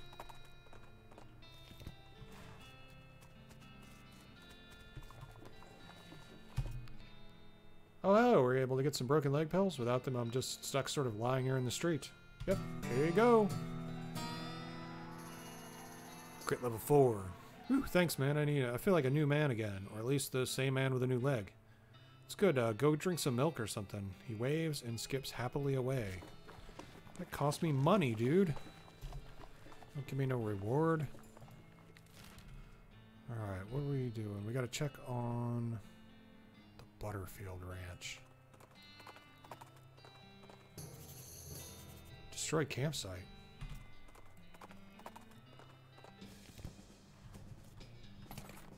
Potted meat. Campfire's been thoroughly stomped on and kicked. Someone is very serious about safety, fire safety. This tent's a real mess. It looks like there was trampled by a whole herd of cows. There's something odd about it,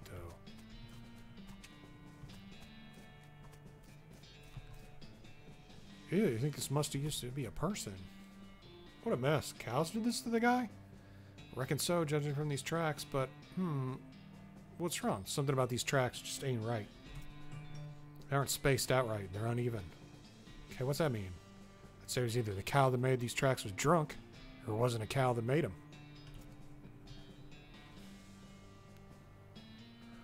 Let's go find out. Follow the tracks. Since you have reason to believe these tracks may be a fake, you could either follow them or head in the opposite direction. I'm gonna follow the tracks. Follow the cow tracks for 100 yards or so, after which they stop suddenly. There doesn't seem to be anything of interest nearby. Okay, let's go to Butterfield Ranch. Find a flyer for a dynamite store up north. It's charred around the edges. It looks like it got blown here by an explosion. Dynamite Dan's Discount Dynamite Dare House. We're going where we were going. Holy crap, a cow. Gonna have to deal with this cow. I will deal with this cow. This cow is gonna deal with us.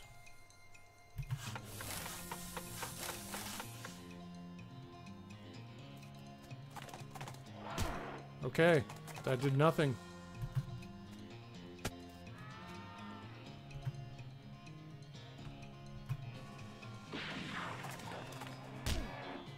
I'm not going to come out of this in one piece, am I?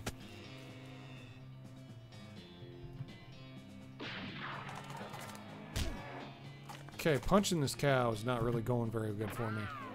Shooting this cow is not going very good for me. Ow.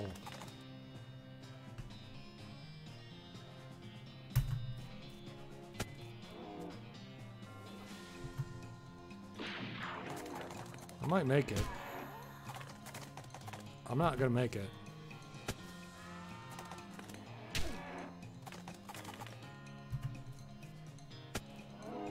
I barely made it. I got roasted cow tongue. Some extra thick leather. Now I got my skinning knife. Susie carves another notch in her rifle. Cow hate flashes in her eyes. Her resolve intensifies. Susie has become stronger. This place is going to be dangerous.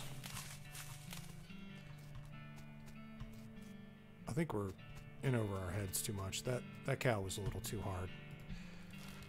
Let's go Dynamite Dan's.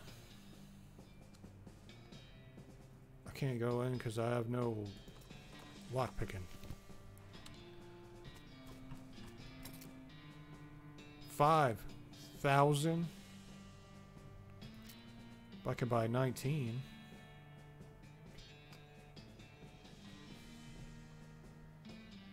don't want to buy anything.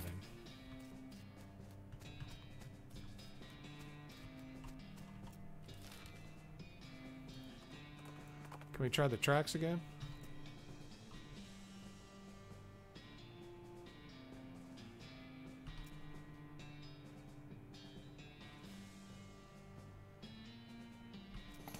I got a book.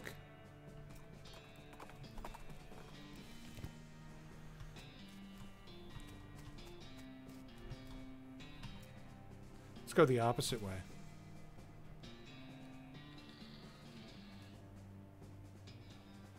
You head in the opposite direction for about half a mile. Discover another campsite. This one occupied. You observe the campers carefully from a distance. Before approaching, they're dressed weirdly in brightly colored baggy clothes with white face paint. As you get closer, you realize they're dressed up as rodeo clowns. Gross. Why would they do that? There doesn't seem to be a rodeo happening anywhere around here. Let's approach the camp. Oh no, cannibal clowns. This rodeo clown is playing a harmonica. The tune he's playing basically goes doot, doot, doodle-oodle, doot, doot, doot. He nods politely but keeps playing. This clown is idly juggling a knife. Howdy, stranger. Nice knife. Thanks, it was a birthday present. Oh, was it your birthday recently? Not my birthday. No.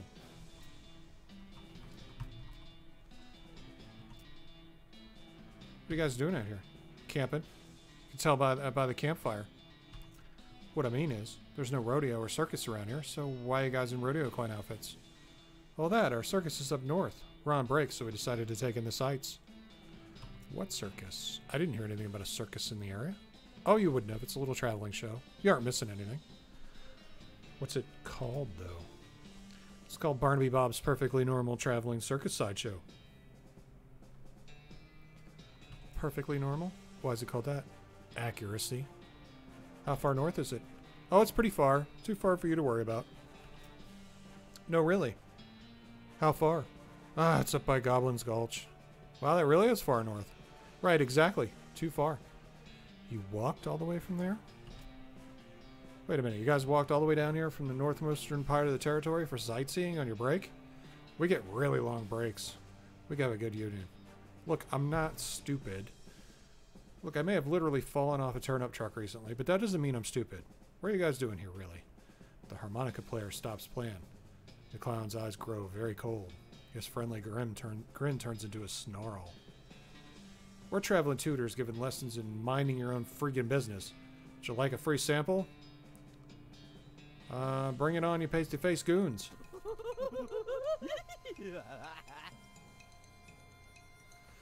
Can I pick one to attack? I can. Cool. Oh, this is gonna go badly.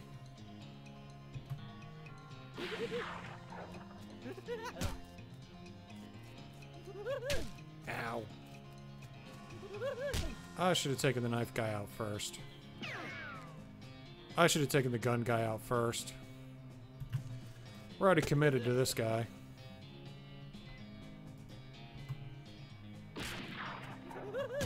I'm down.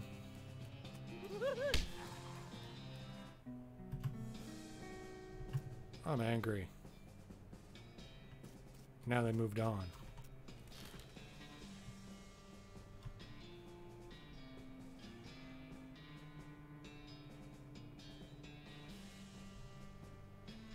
What do we got?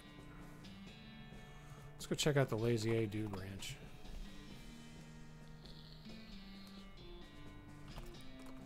Can't help him anyway. Alright, let's get the, some needles. Looks like somebody's been washing ferrets in this thing. Yuck. Yeah, that can be a mess. Depressed rancher candy. Just what I always wanted. Hey, like howdy, I'm selling herbal remedies. Care to buy? What kind of herbal remedies? The kind that are gifted to us by Gaia without any interference from human hands. So, weeds. That's a derogatory term created by the man. But yeah, basically. I'm gonna buy one. Hey, groovy, thanks. That's enough.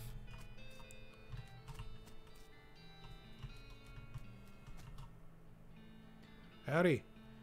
Hey, yeah, howdy, man. What's happening? Yeah, that's what I was wondering. Oh, not much, man. We moved onto this little patch of land to grow crops. But then we decided it's just more natural to let Gaia just grow whatever she wants, right? I bet that's a lot easier, too. Haha, right on, man. Neat. Where'd you get that hat? Oh, this friend of mine made it, man. I forget which one. What do you take for it?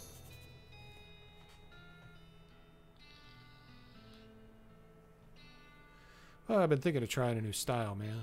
Maybe like one of those hats the army guys used to wear back in the day. Like, as kind of an ironic statement, man. There's an old fort yonder that way. I'll swap you if you can get me one of those, man. Fort all dead. I'll check it out. Howdy, I'm Eagle. I'm Louise. Louise Lathrop. Why the long face, Louise? Oh, geez. Basically, I'm stuck here farming with a couple of dummies who don't know how to farm a dang thing. They just let the weeds grow and call it natural. I'm so sick of eating dandelions I could scream. Why don't you leave? I haven't got any meat or other prospects or anywhere to go. I mean, dandelions are terrible, but they're better than eating dirt. This is such a mess. How'd you get in this predicament? I was headed west after graduating baking school and fell in with these two because they talked a big game about natural grains. Fool that I was, I didn't realize they were really interested in getting silly on loco weed and not doing any work. So you're looking for work. Gosh, yes, desperately. The only trade I know is baking, though. Do you know somewhere that's hiring a baker? Heck, even unpaid would be better than this. It comes with room and board. I just want to get out of here. I don't. Shucks. Well, if you hear anything, let me know. I will. Manure.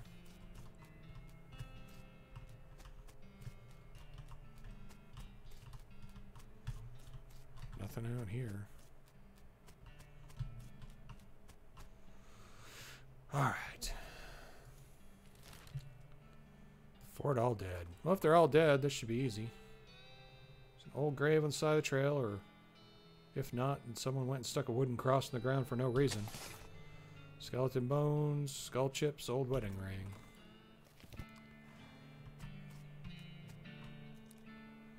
Oh boy. Yeah, they are all dead.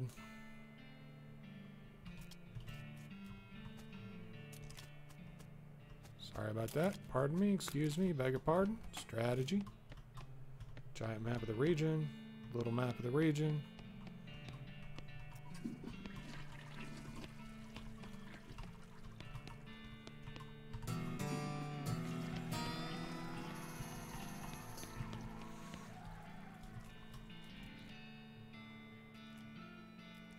No force in this universe can get this tarp off this crate. This crate's just decorative.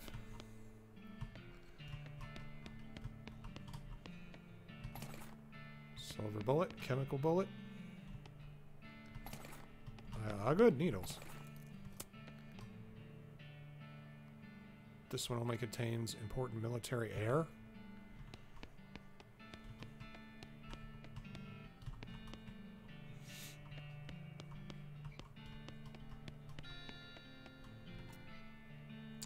Cured spiders, nauseating.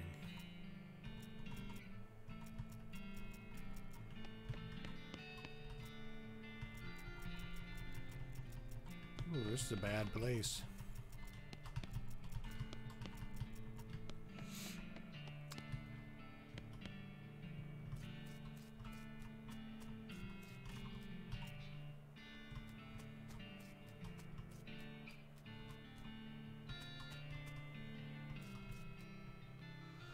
This mass grave is absolutely teeming with those skeleton riflemen.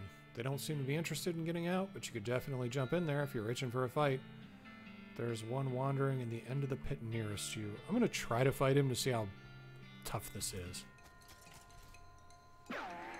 It's pretty tough. And I don't do much damage. She does.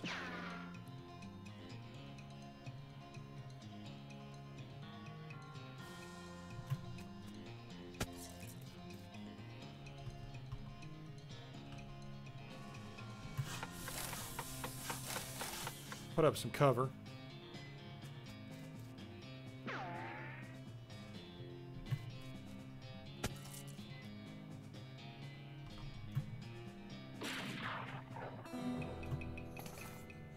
Old patrol cap, chemical bullet.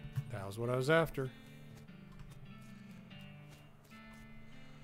Now I can go back to the Lazy A Dude Ranch. Spot a hell calf grazing off the side of the trail just as it spots you. Its eyes glow and two shadow cows split off from it, forming a small, frightening herd.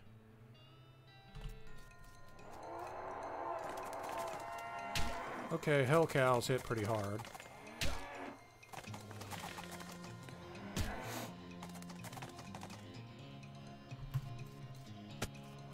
And I don't. Ow, she can't take much more. She can't take any more.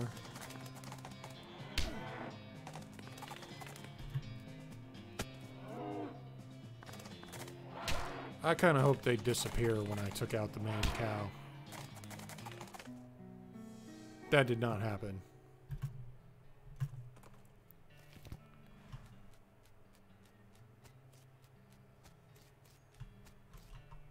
Alright, yeah, I found it. I got a strange head sack.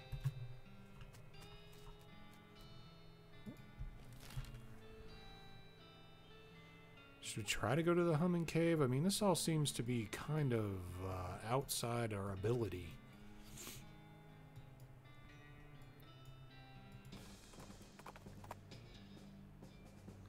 I gotta let him struggle. I can't help him. It's gonna be a bad sign, I bet. Purple grass. It's like a landing strip.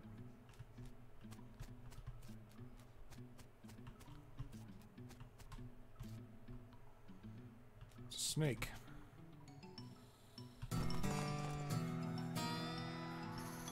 Snake is handled. Wow, what is that thing? Okay.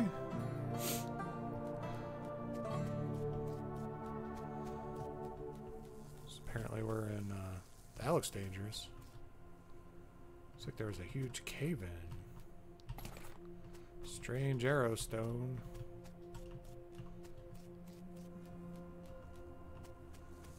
The monolith is dark.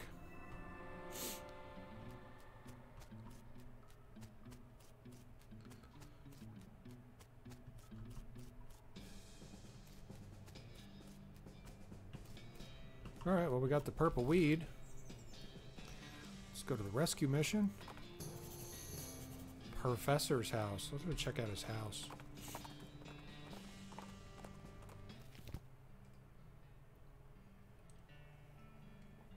The beeping machine leads you to a ramshackle house in the middle of the desert.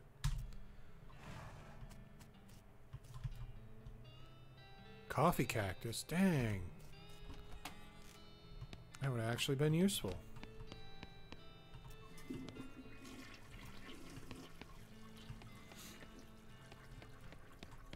I don't want to talk to him yet.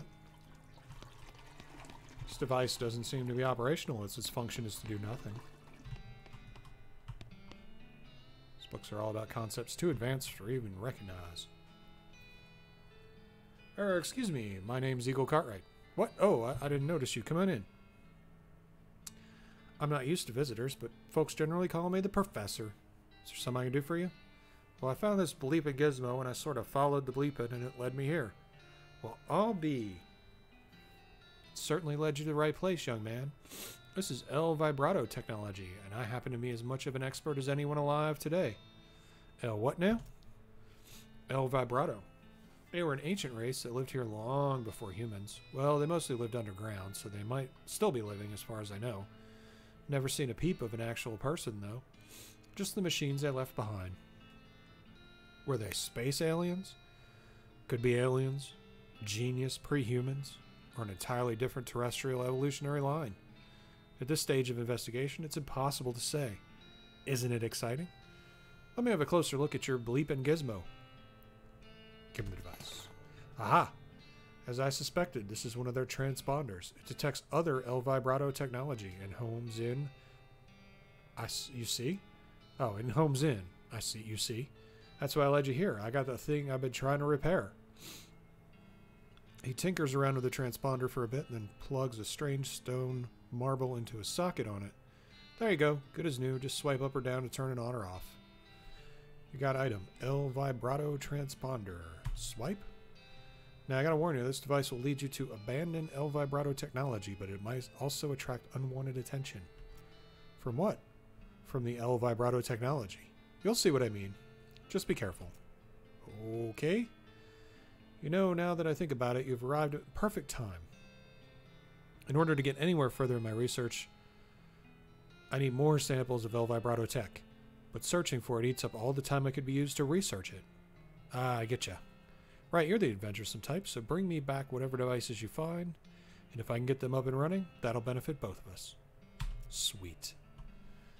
Great, first priority will be to get my Keystone Fabricator running. They locked their doors with these things. Locked their doors and things with these little stone alloy blocks, you see, and so if we can make our own, that'll open a lot of doors for us, literally and figuratively. Alright, what do we need? The components aren't rare. At least as far as priceless antique ancient technology goes. Bring me 5 handfuls of scrap. I should be able to salvage that last part. As I need from that much. Roger that. Alright, so... Alien tech. Where are we going? Rescue mission.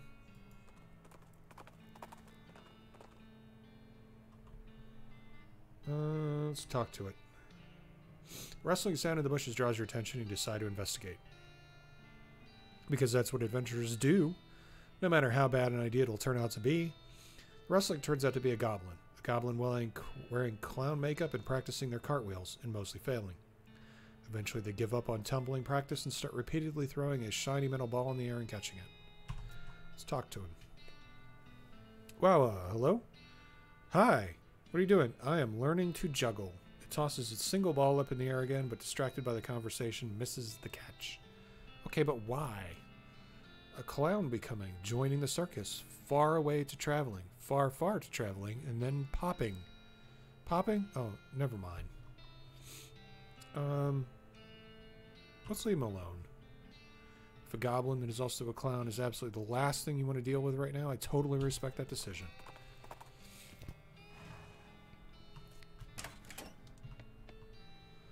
Welcome back. Were you able to find the humming cave in the purple grass? Yep.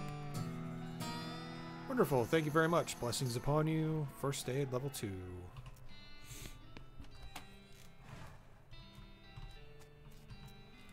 Let's go back to town.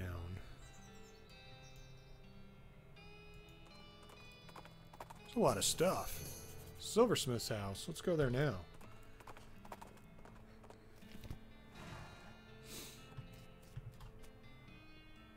Silver bullet making apparatus. Help yourself.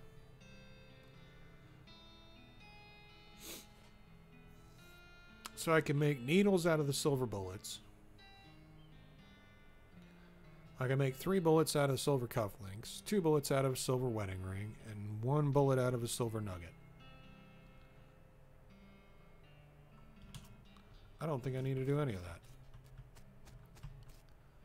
Button cactus. Ow.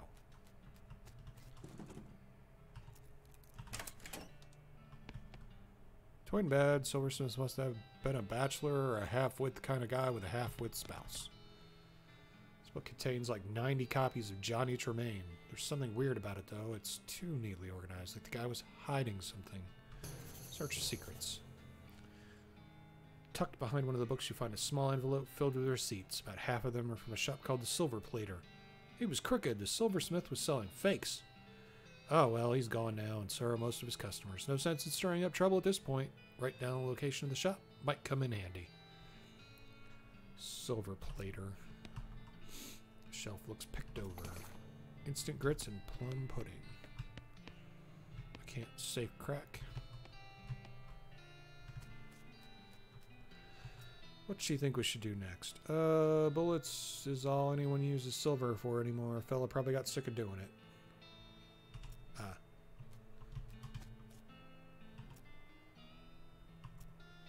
Fella Smee at the railroad camp says they were going to need a whole mess of dynamite. Might want to track that down for him. Yeah, I know.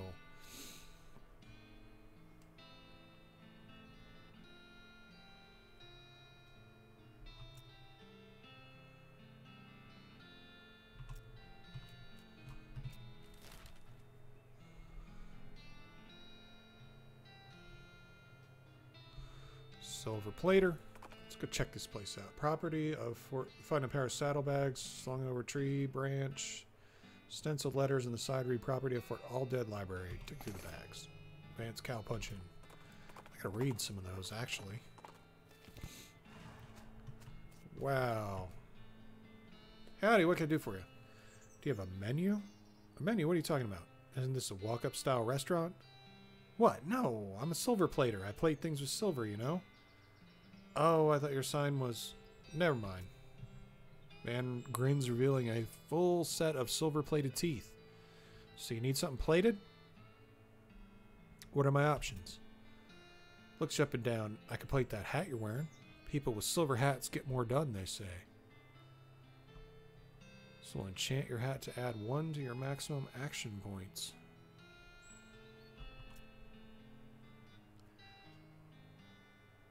This is just boosting our stuff. I don't want to do that yet. I don't feel like we've got enough good equipment. Let's go back to town. Maybe there's something else going on down there. Solitary skeleton. I think we could take a solitary skeleton. Yep. Should be able to get this done. Got it. Tough customer with some skull chips.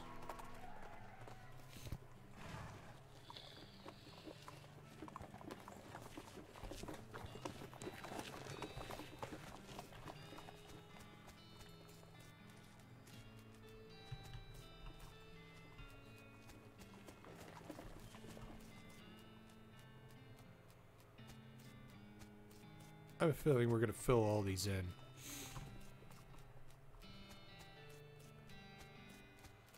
So we got our hot dog up there.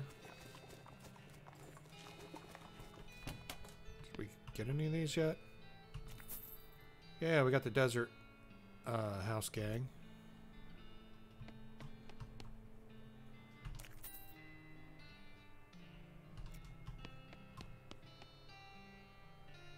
Alright, so another wanted poster. Potemkin gang. Unlicensed civil engineering and flaunting of construction regulations.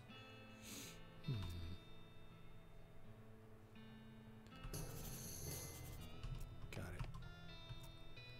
Black hat bandits. Horse theft, selling a counterfeit glue. Oh, man. Okay, I have a feeling this is where we need to go. Post office. Got any letters?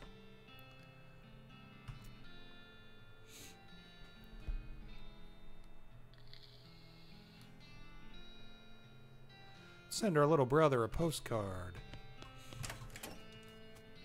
So maybe he'll write us back.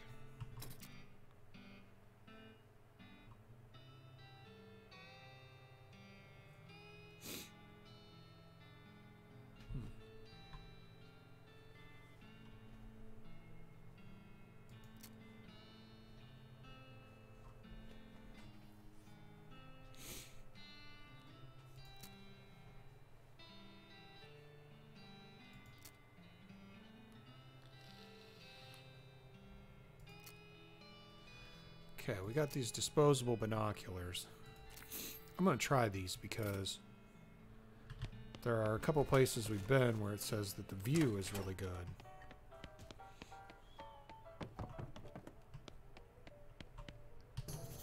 Snake pit mine. There we go. Pitch the binoculars in a nearby trash can. Not like we could use them again. Now we need another one. And we can't get another one.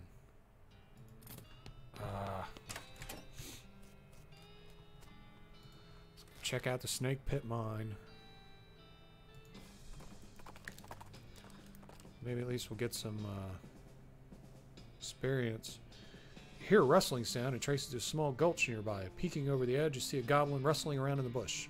Presumably it's a gulch goblin rustler. Always kind of assumed that referred to a different sort of rustling though. Looks up at you and makes some angry sounding goblin noises.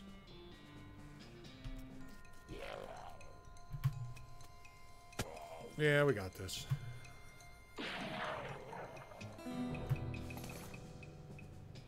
I got a goblin sandwich.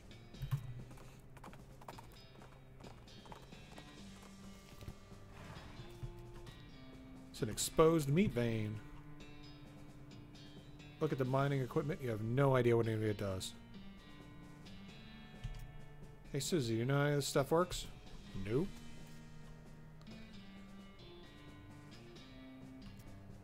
Nope. Let's see what happens if we explain it to her.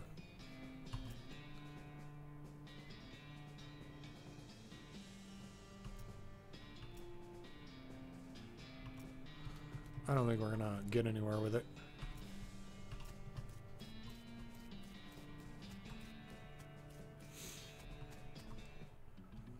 I don't see any snakes. Found one.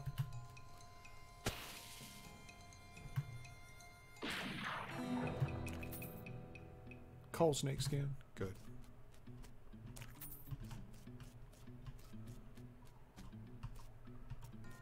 Smoking snake. Can't have that. Coal snake skin.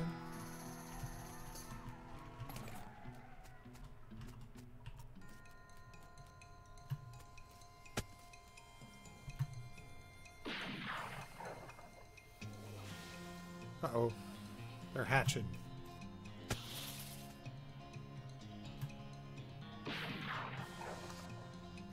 There's little snakes.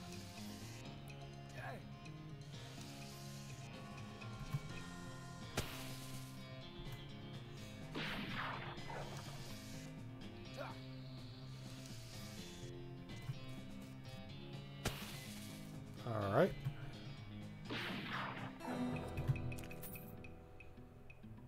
Almost got another skill. I got a pickaxe. Now I can mine these things. That's handy.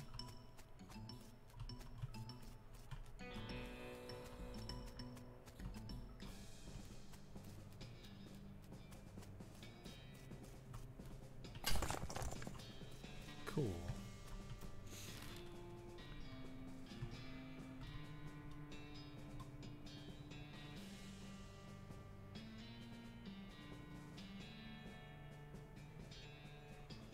Old millinery.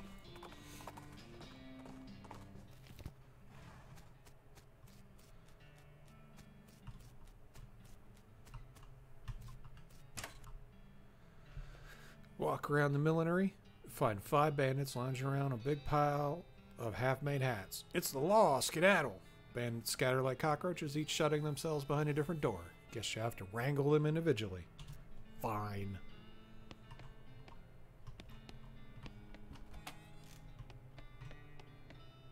So many brims, so little time.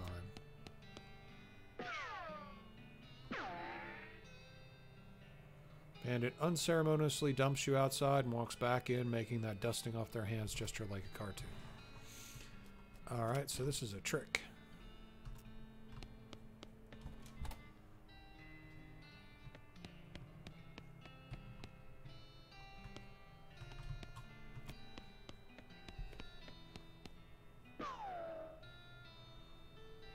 I think I got him. Yep, I got him. Ooh.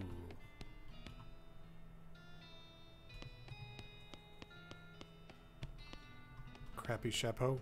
Shoddy hats.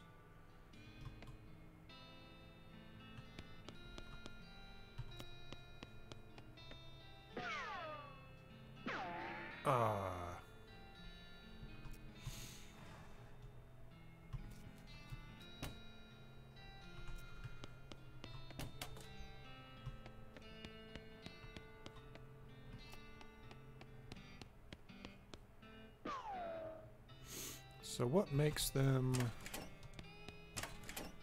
different?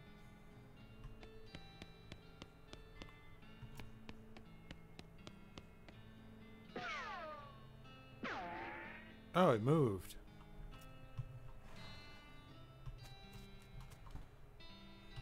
All right.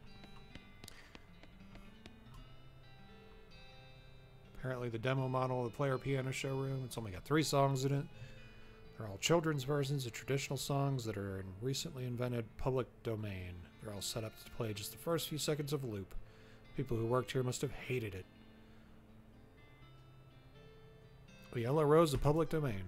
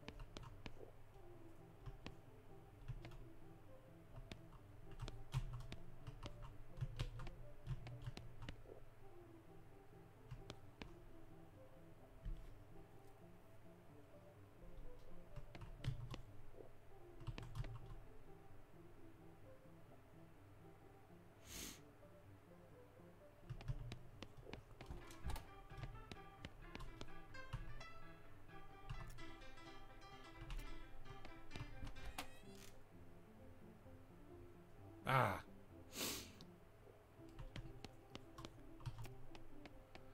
That's what we do.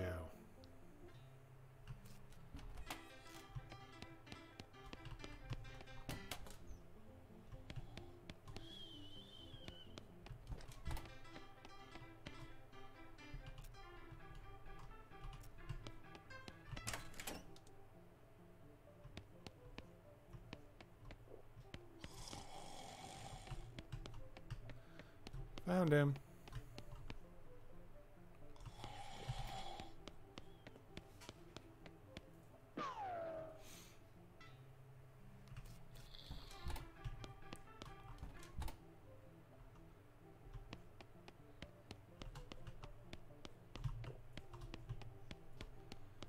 Okay, that's not his song.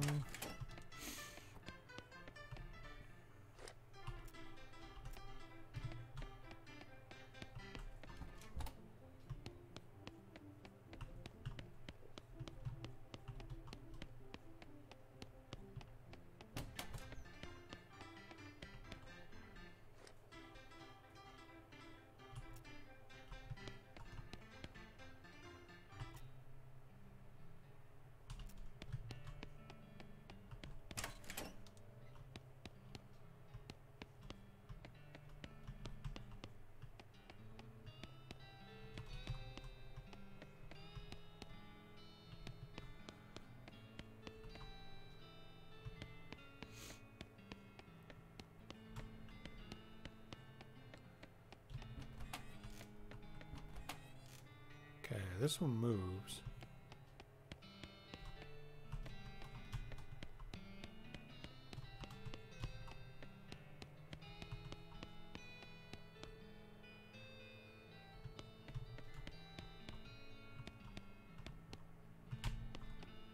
There we go.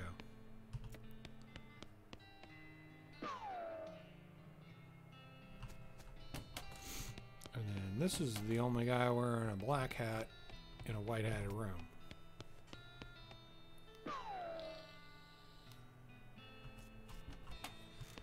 Now we just got to figure out how to get past hat room number 3.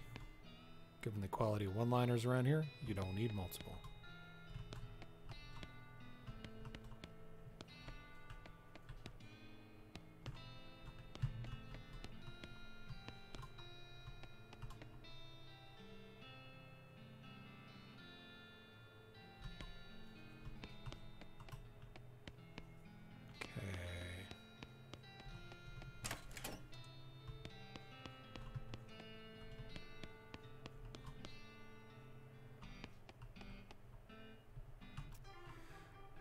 See if we can get them.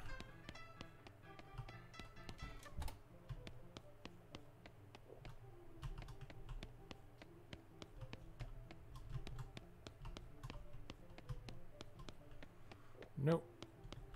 Must not be his song.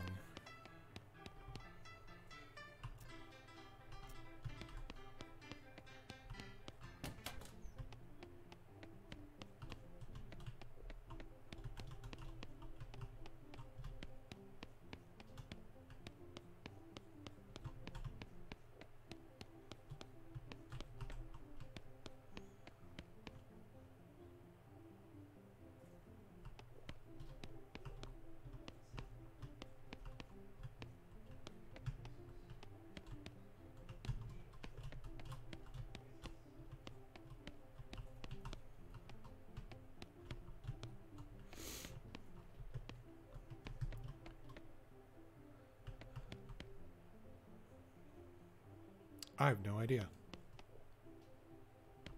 But if we guess wrong, is it this one? No. What was different about that one?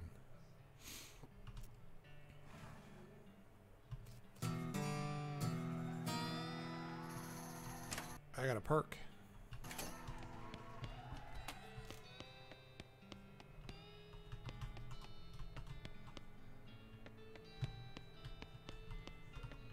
Alright, well we know how to get the rest of them out.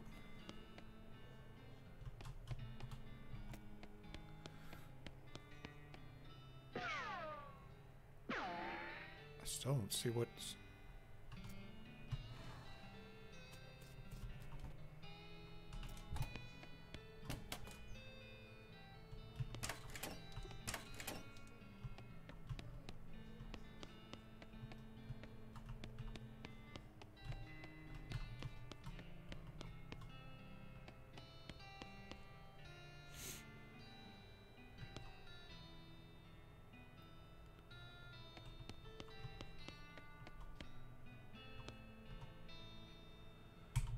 I'm gonna guess this one.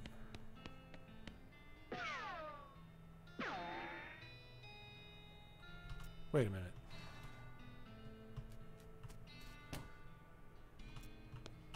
Did I like totally miss it? There's...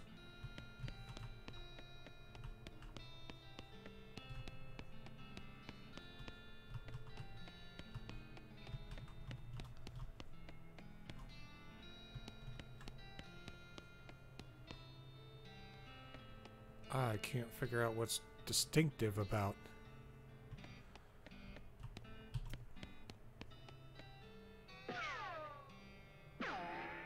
I swear that one moved.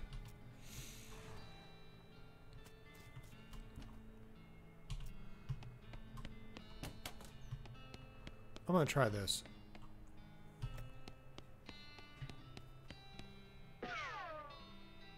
Ah.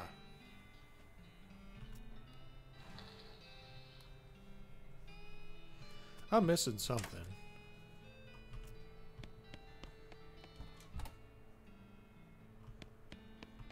Is it the one without the ridge? Yeah, that's what it was. That's what I was missing.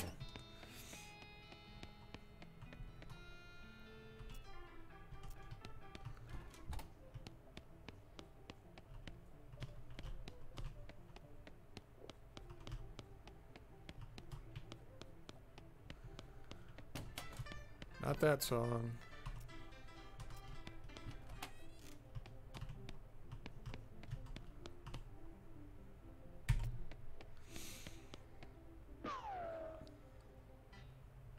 I got you now.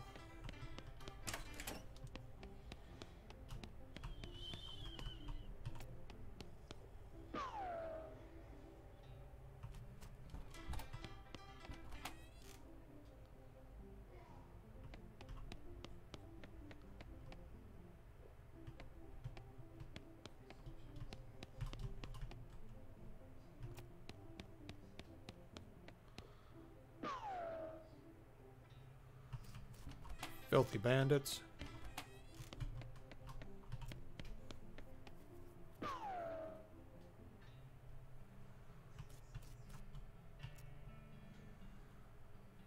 I'm going to turn him in.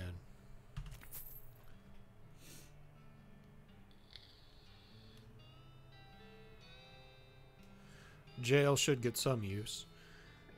We march the Black Hat bandits back to Dirtwater on the end of a rope and lock them in town jail. Where'd you find him? That old millinery? Yep. Of course, you know bandits would be a lot harder to find if they didn't keep picking such thematic hideouts for some reason. Anyway, here's your reward. Black Hat bandit cell.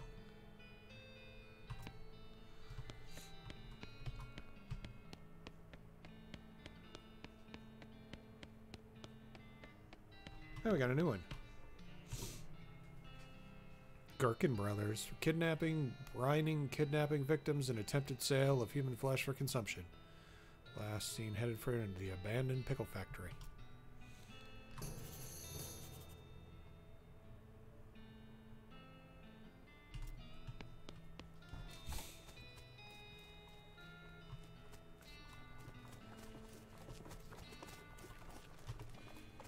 These people are just not having it.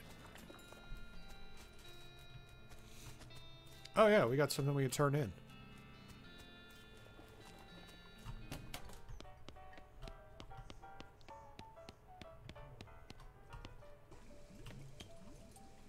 Got the saltpeter? Yeah, I got it right here. Okay, the next thing I need is a certain kind of hot pepper. It's called murder pepper because it's really spicy. Because it literally has a knife and kills people who ask dumb questions. They grow the area outside of town. You should be able to find one if you just wander around for a while.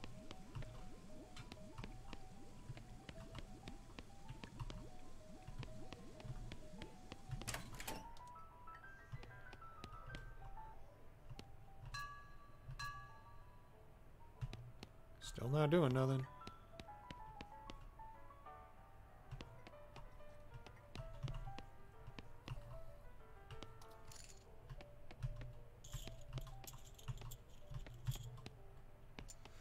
I don't want to play Montana Flush beats a flush. Suicide Queens are wild and Kings of Spades are double wild.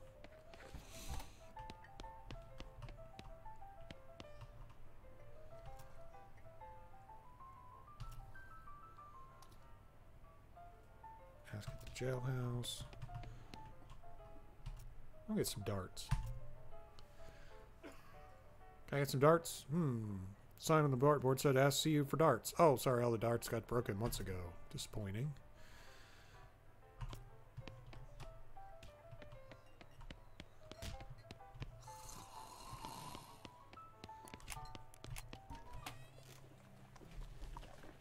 What do we got?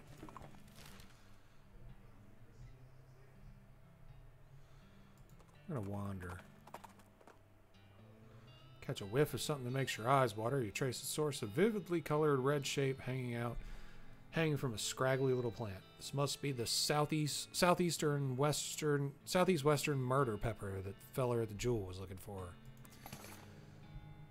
Finger and thumb immediately start throbbing as you pluck the pepper. You toss it in the rucksack before it can do any damage. I got a southeast western murder pepper. Hot. Turn it in.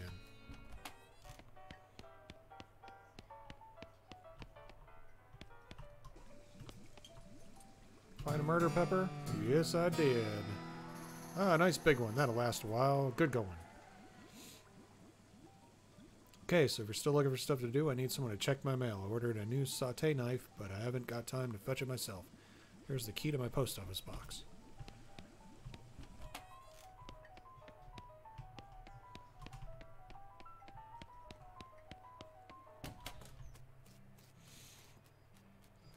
Yep, because walking 2 doors down is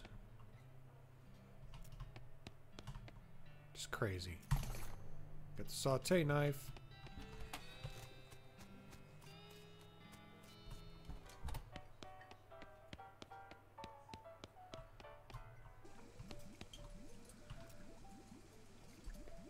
Excellent. This will work a lot better than that hammer I was using.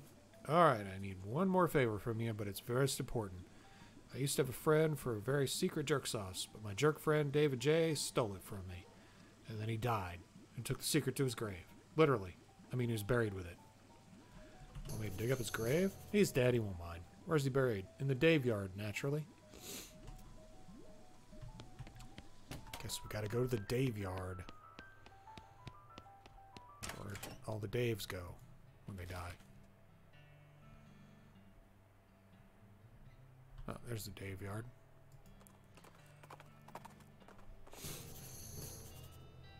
Shaggy Dog Cave, we gotta go there.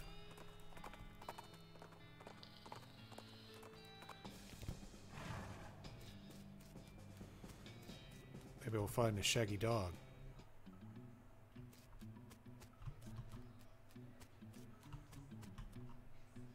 There's a plaque bolted to the cave wall. A record of the events of Expedition to and into Shaggy Dog Cave, November 1887. It was recorded by Jim Plackwright.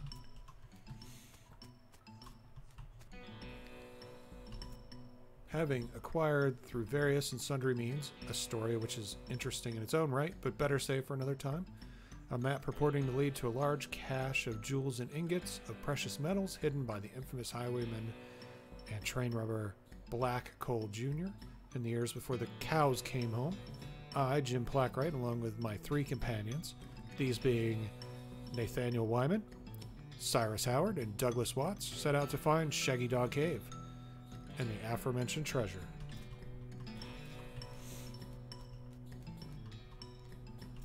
Our equipment and provisions consisted of 1 cart and a horse to pull it, 4 additional horses to be ridden, 2 shovels, a spade, a mining pick, a large coil of rope, 1 large basket of eggs, as well as an assortment of trail provisions and cookware. My own collection of blank plaques and engraving tools, 1 large and shaggy dog, and a butt-4.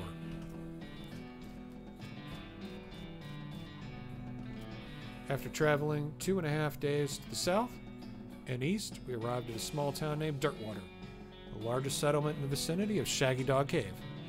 Leaving the dog to watch the horses, and the 4 of us entered the saloon and each ordered a beer, except Cy, who was satisfied with water.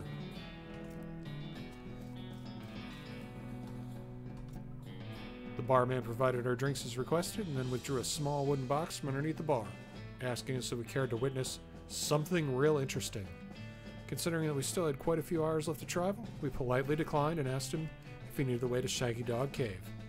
He replied that he'd never been there personally, but gave us rough directions which correlated nicely with the notes on our map.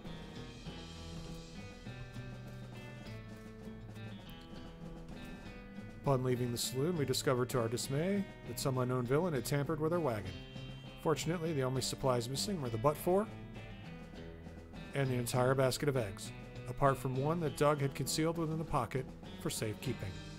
We also discovered that the dog had absconded with 1 of the horses, forcing Nate and Cy, after drawing lots, to share.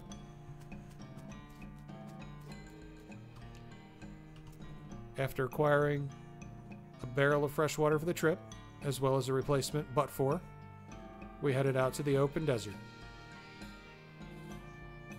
The sun shone down mercilessly upon us, though we took small solace in the fact that it would have been far more intolerable had we made this expedition during the summer months rather than November. In order to pass the time on the trip and resist becoming dazed from the heat and susceptible to desert mirages, we exchanged stories of our youth, which I will not be retelling here for reasons of length. I have a feeling this is the longest "what's a butt for" joke ever. However, I will relate to you 3 odd occurrences that happened to us during our trek through the desert.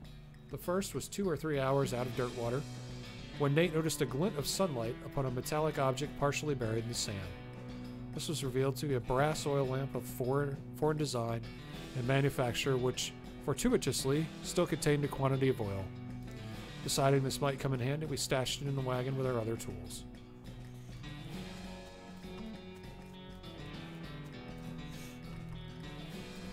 Our next encounter was with a nomadic goblin tribesman who we discovered spoke excellent English. It inquired as to our destination, and we replied that we were looking for Shaggy Dog Cave, though we did not disclose the reason for our journey. The goblin confirmed that we were heading on the correct course, and mentioned that he had only a short time earlier witnessed a large and shaggy dog riding a horse in the same direction. We all agreed that it was an unusual sight indeed, and continued on our way. Sometime later, we encountered a large adobe hut occupied by 2 identical-seeming old men with wild hair and long white beards. They invited us to take shelter from the heat, which we gratefully accepted, and introduced themselves as hermits. This struck me as peculiar, given there were 2 of them, but I felt it would be rude to question them at this point.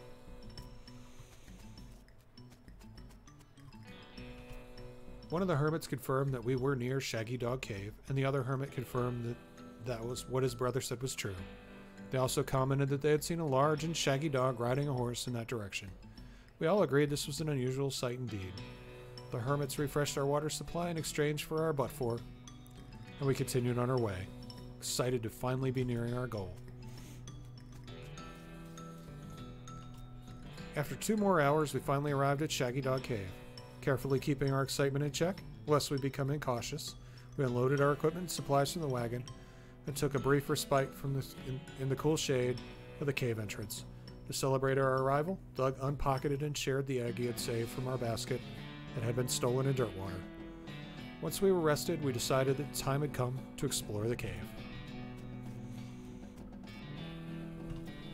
Discovering that we had neglected to pack torches, lanterns, or any other light source with which to illuminate the cave, we declared that it was indeed fortuitous that Nate had discovered the antique oil lamp during our travels. He gave the brass a quick shine and then lit the wick, and we were relieved to discover that it lit easily and provided a very adequate amount of light. As we headed into the cave, we were further encouraged by the fact that the floor was quite even and easy to traverse, and there were no side passages which might cause us to become lost. Despite this, I resolved to hang a number of plaques to mark our progress through the cave and engrave them with the tale of our journey, such that others who discovered this cave after us might be entertained and edified by our story. Soon we came to the end of the tunnel. While Nate, Cy, and Doug took turns with the excavation, I completed the last of the aforementioned plaques. It was a matter of perhaps an hour before Cy's shovel struck a wooden surface with a hollow noise, and we hauled out a traditionally sized treasure chest out of the hole with great excitement.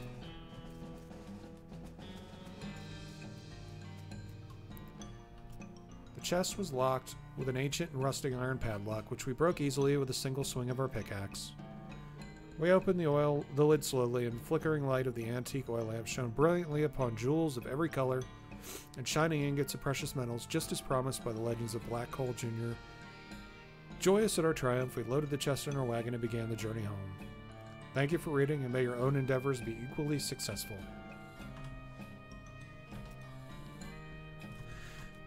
It's a hole, a completely empty one.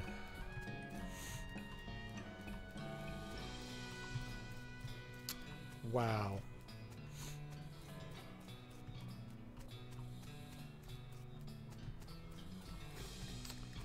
None of these are triggering anything.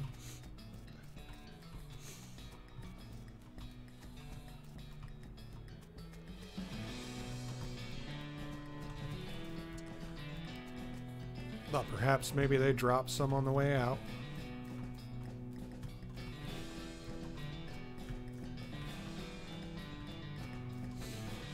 But no. It appears not.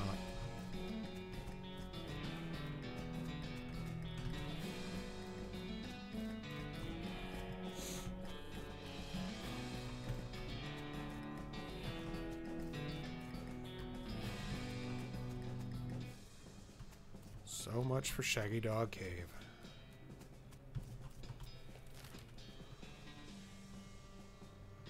Let's go to the Dave Yard.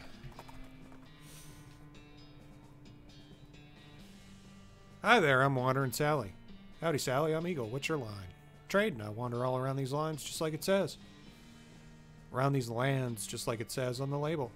Can I buy a little here and sell a little there to make my way? Care to see my wares? Sure thing. What do you got?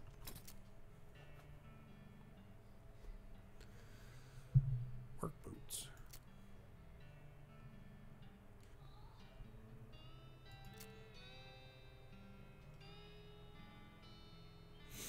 I think we need the work boots. I don't think we have anything for our feet. Lucky Marigold.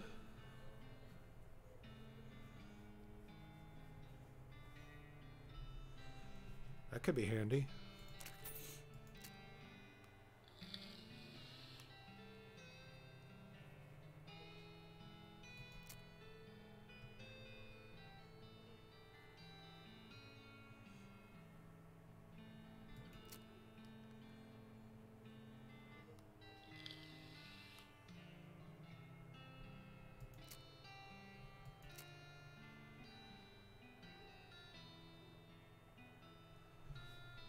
All right.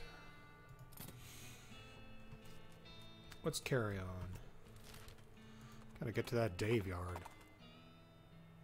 Come across a horse trying fruitlessly to figure out how to use a pair of binoculars. Those aren't for you, buddy. Horse reluctantly agrees and trots off, leaving the binoculars behind. Ah, good. We needed those. Here lies Dave B. Died with his boots on, but not his pants. Got some brown boots.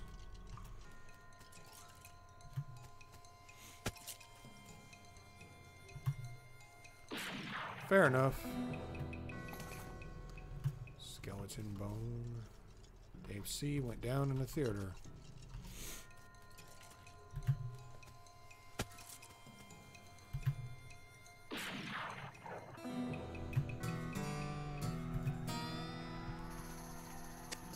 Dave J. Dig up a grave, pry open the coffin. Instead of corpse, it contains a garbage bag.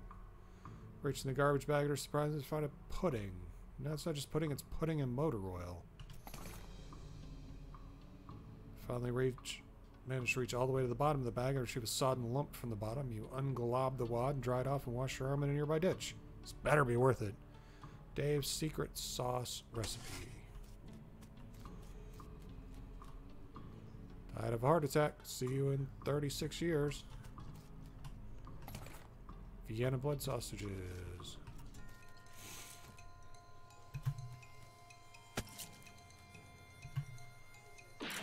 Really need experience. We gotta make some levels. Realized Dave G was looking to the sky to save him, but even the sky can't save a feller from 40 angry bears. Got that right. Realized Dave D, the truth was out there. It killed him. Realized Dave G murdered by a different feller named Dave G. A skull with an odd tag on it.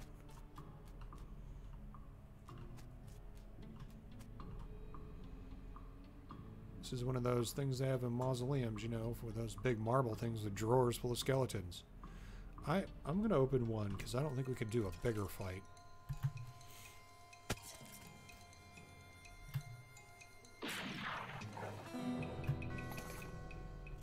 think we might have to do a bigger fight.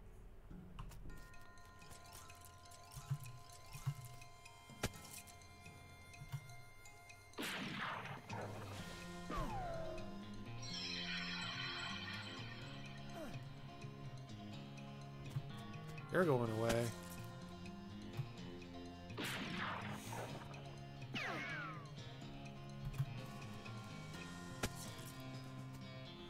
It's like the 1.6 shooter over the squealy demon thing.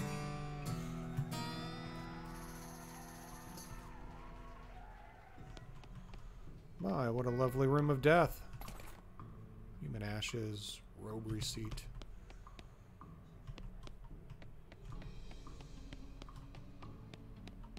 This particular ritual doesn't work like you'd think.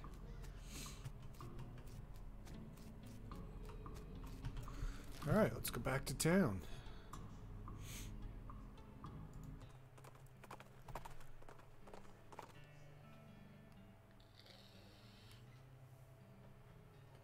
Hear a groaning noise a short distance away and investigate. A cowpoke is sitting against a rock with his leg bent in a way that seems incorrect. What happened? Dang horse threw a rod and I fell off. Think I busted one of my dancing arms. Give him a ride. Help the guy into the back of your horse and give him a lift to town. Thank you, stranger. I'd say I owe you one, but it seems doubtful we'll ever meet again. No problem.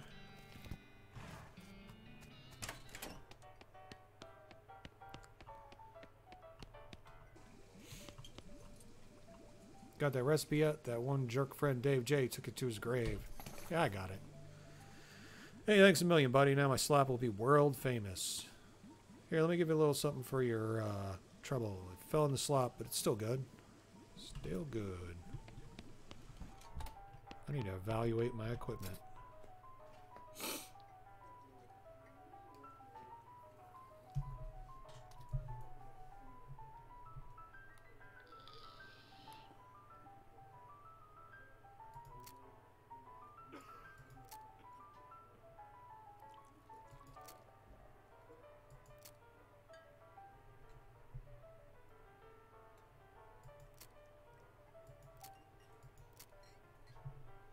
I've been poked by so many cactuses, I built up an entire extra set of skin capillaries just to deal with the constant tiny puncture wounds.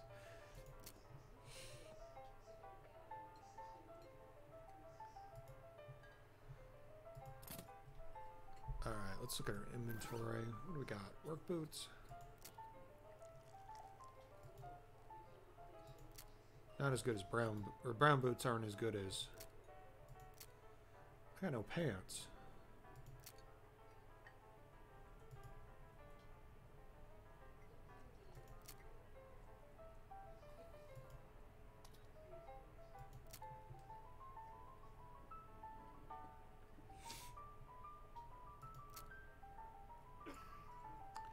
Four to 5 damage. 5 to 7. 4 to 5. 5 to 6. 5 to 6.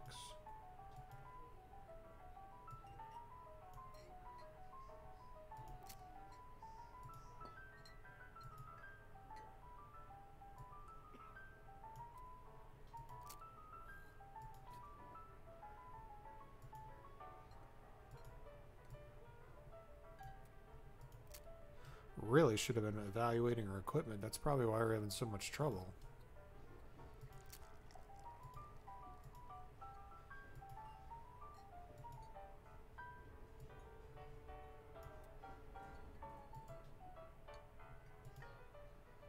New? Oh. Well, that's better.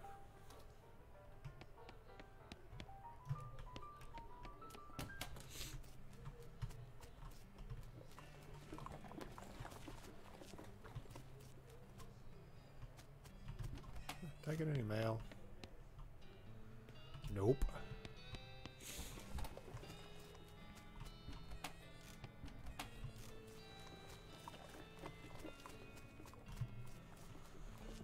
Wait, maybe Doug needs somebody to bake for him.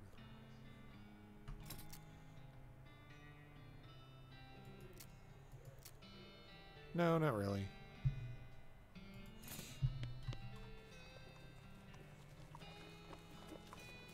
Alright. So, I think this is a good place to, like, hold up.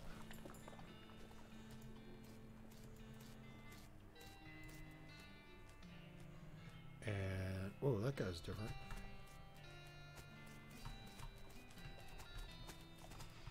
He ain't talking to us.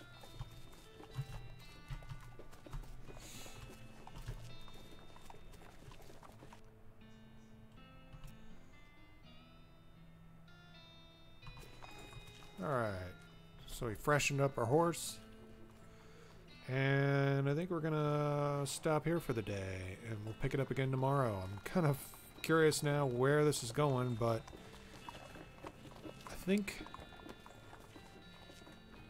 this is a good stopping point. We can reevaluate where we're at. Oh, idle animations, I love it. So, I put on YouTube, put the link to where you can pick this up on Steam. It's called West of Loathing. If you ever played Kingdom of Loathing, you'll probably appreciate the humor and understand the world a little bit. But we'll explore it more tomorrow and see how deep this rabbit hole goes. Look forward to it, and I'll see you then. Take it easy.